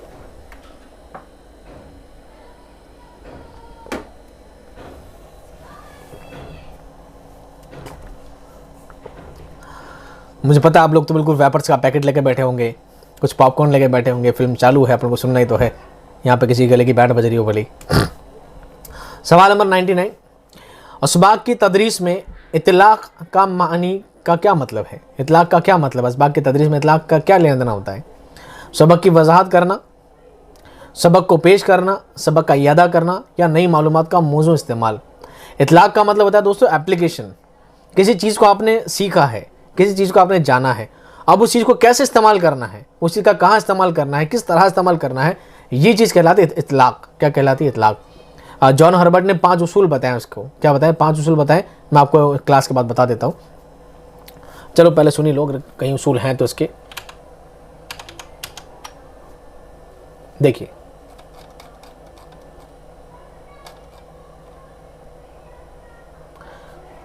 माहिर लिसानियत कौन है? माहिर तालीम है जॉन फ्रेडरिक हर्बर्ट। इसने 5 उसूल बताए थे। 5 उसूल इतलाक। क्या है इतलाक? पहला होता है तैयारी, फिर होता है पेशकश, फिर होता है मुआजना, फिर होता है तामीम, और फिर होता है इतलाक। ठीक है, तो इतलाक यहाँ से लिया गया है। तैयारी का मतलब होता है सबसे पहले प्रिपरेशन, कि आपको क्या चीज़ पढ़ानी है उसके लिए तैयार होकर जाना, कि मुझे क्या पढ़ाना है, कैसे पढ़ाना है, किनको पढ़ाना है, वो सब चीज़ सोच सोचा कर पूरा तैयार होकर जाना। पहला तालीम का जुज़ होता है, तदरीस का जुज़ होता है। दूसरा होता है पेशकश, प्रेजेंटेशन, कि आप किस तरह से आप पेश कर रहे हैं चीज़ों को, कि बच्चा उस चीज़ को बेहतर से बेहतर तरीके से समझ सके, जान सके, सीख सके। तीसरा होता है मुवाजना, यानी कंपैरिजन, आप उन चीज़ों का तुलनात्मक अध्ययन बच्चों को सिखा सकें कि बच्चा उन सब चीज़ों को तोल मोल के समझ सके कि क्या चीज़ उसने सीखी है। फिर होता है तामीम, यानी जनरलाइजेशन, यानी सामान्यकरण करना, उन चीज़ों को ज़िंदगी में उतारना, उन चीज़ों को समझना, उन चीज़ों को दूसरी चीज़ों से जोड़ कर देखना कि मैंने क्या चीज़ें सीखी है, इन चीज़ों का दुनिया में कहाँ पे क्या काम किस तरह से आता है, सामान्यकरण करना। और लास्ट में होता है इतलाक, यानी एप्लीकेशन, यानी किस तरह से वो काम में लेना। इतलाक का मतलब होता है जो ज्ञान उसने सीखा है उसको दुनिया में किस तरह काम में लिया जाएगा, किस जगह पर कैसे उसका काम में लिया जा सकता है, किस तरह काम में लिया जा सकता है, वो चीज़ होती है एप्लीकेशन। एप्लीकेशन बनता है तो अप्लाई से, अप्लाई मतलब लागू करना। ठीक, क्या कहलाता है? लागू करना।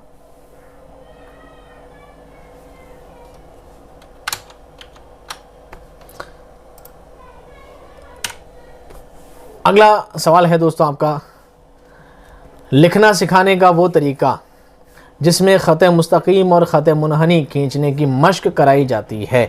जिस ख़त मुनहनी और ख़त मुस्तकीम यानी सीधी रेखा, तिरछी रेखा सिखाई जाती है, ख़त मुनहनी गोल दायरे वगैरह सिखाई जाती है। किस में?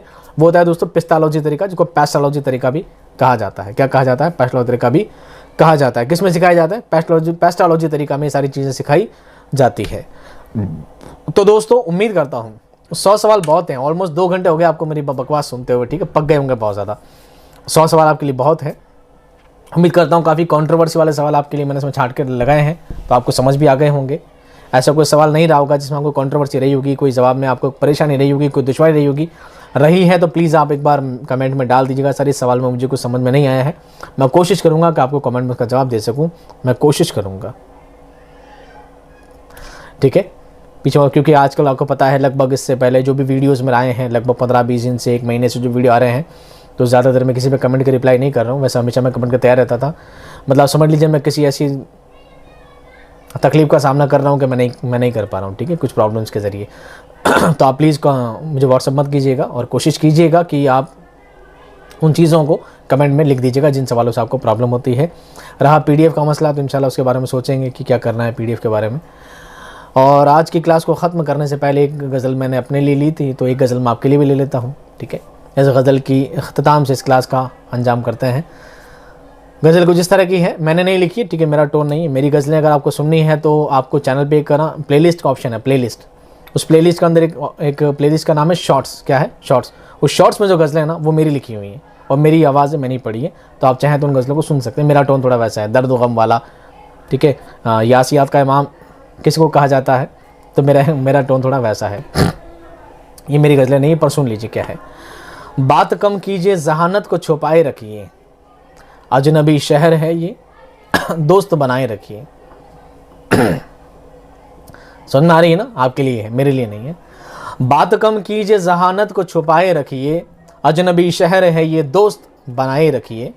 दुश्मनी लाख सही, ख़त्म ना कीजिए रिश्ता, दिल मिले या ना मिले हाथ मिलाए रखिए।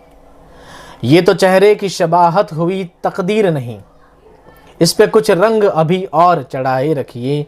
गम है आवारा अकेले में भटक जाता है, जिस जगह रखिए वहाँ मिलते मिलाते रहिए। जिस जगह रहिए वहाँ मिलते मिलाते रहिए। कोई आवाज़ तो जंगल में दिखाए रास्ता, अपने घर के दरो दीवार सजाए रखिए। अपने घर के दरो दीवार सजाए रखिए। उम्मीद करता हूँ गज़ल आपको पसंद आई होगी। आप लोगों के लिए है, जहाँ भी जाएं जैसे भी जाएं मिलते मिलाते रहें, दोस्त बनाए रखिए, लोगों में अच्छे अखलाक पेश करते रहिए।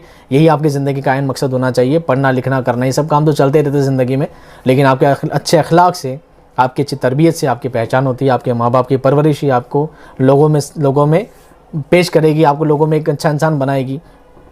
और आपके चाल चलन से, आपके तौर से, आपके अतवार से पता लगता है कि आपकी परवरिश कैसी है, आपका घर का नेचर कैसा, आपका क्या तरीका रहा है, आप किन लोगों में पले बड़े हो, किन लोगों में उठे बैठे हो। तो आपकी परवरिश, आपके अखलाक, सब चीज़ें नज़र आती है आपके ख़ानदान की। आप सिर्फ अकेले पूरे ख़ानदान की पहचान बताते हैं कि आप किस ख़ानदान से, किस कैटेगरी से बिलोंग करते हैं। तो जहाँ भी रहिए लोगों से मेल मिलाप रखिए, आप अच्छे अखलाक से पेश आइए।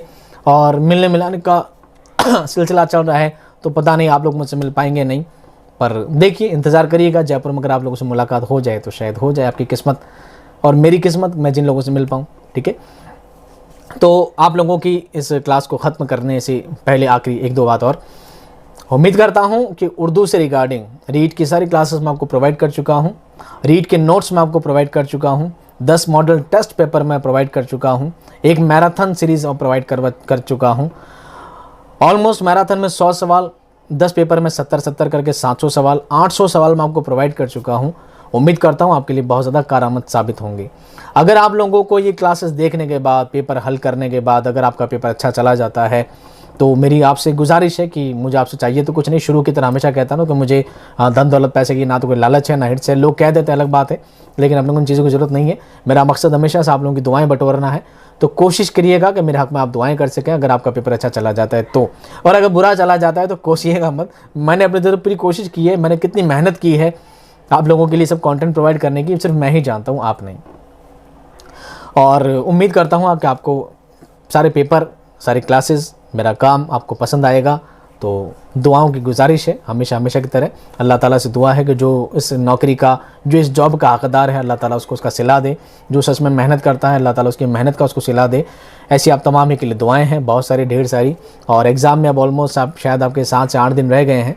इन 7 से 8 दिन में मेरा आपसे कोई ताल्लुकात, कोई कॉन्टैक्ट, कोई रब्त नहीं रहेगा। तो कोशिश करेंगे कि मैं लाइव आकर 5-5, 10-10 मिनट में बीच में आकर आप लोगों से बात कर लिया करूँगा।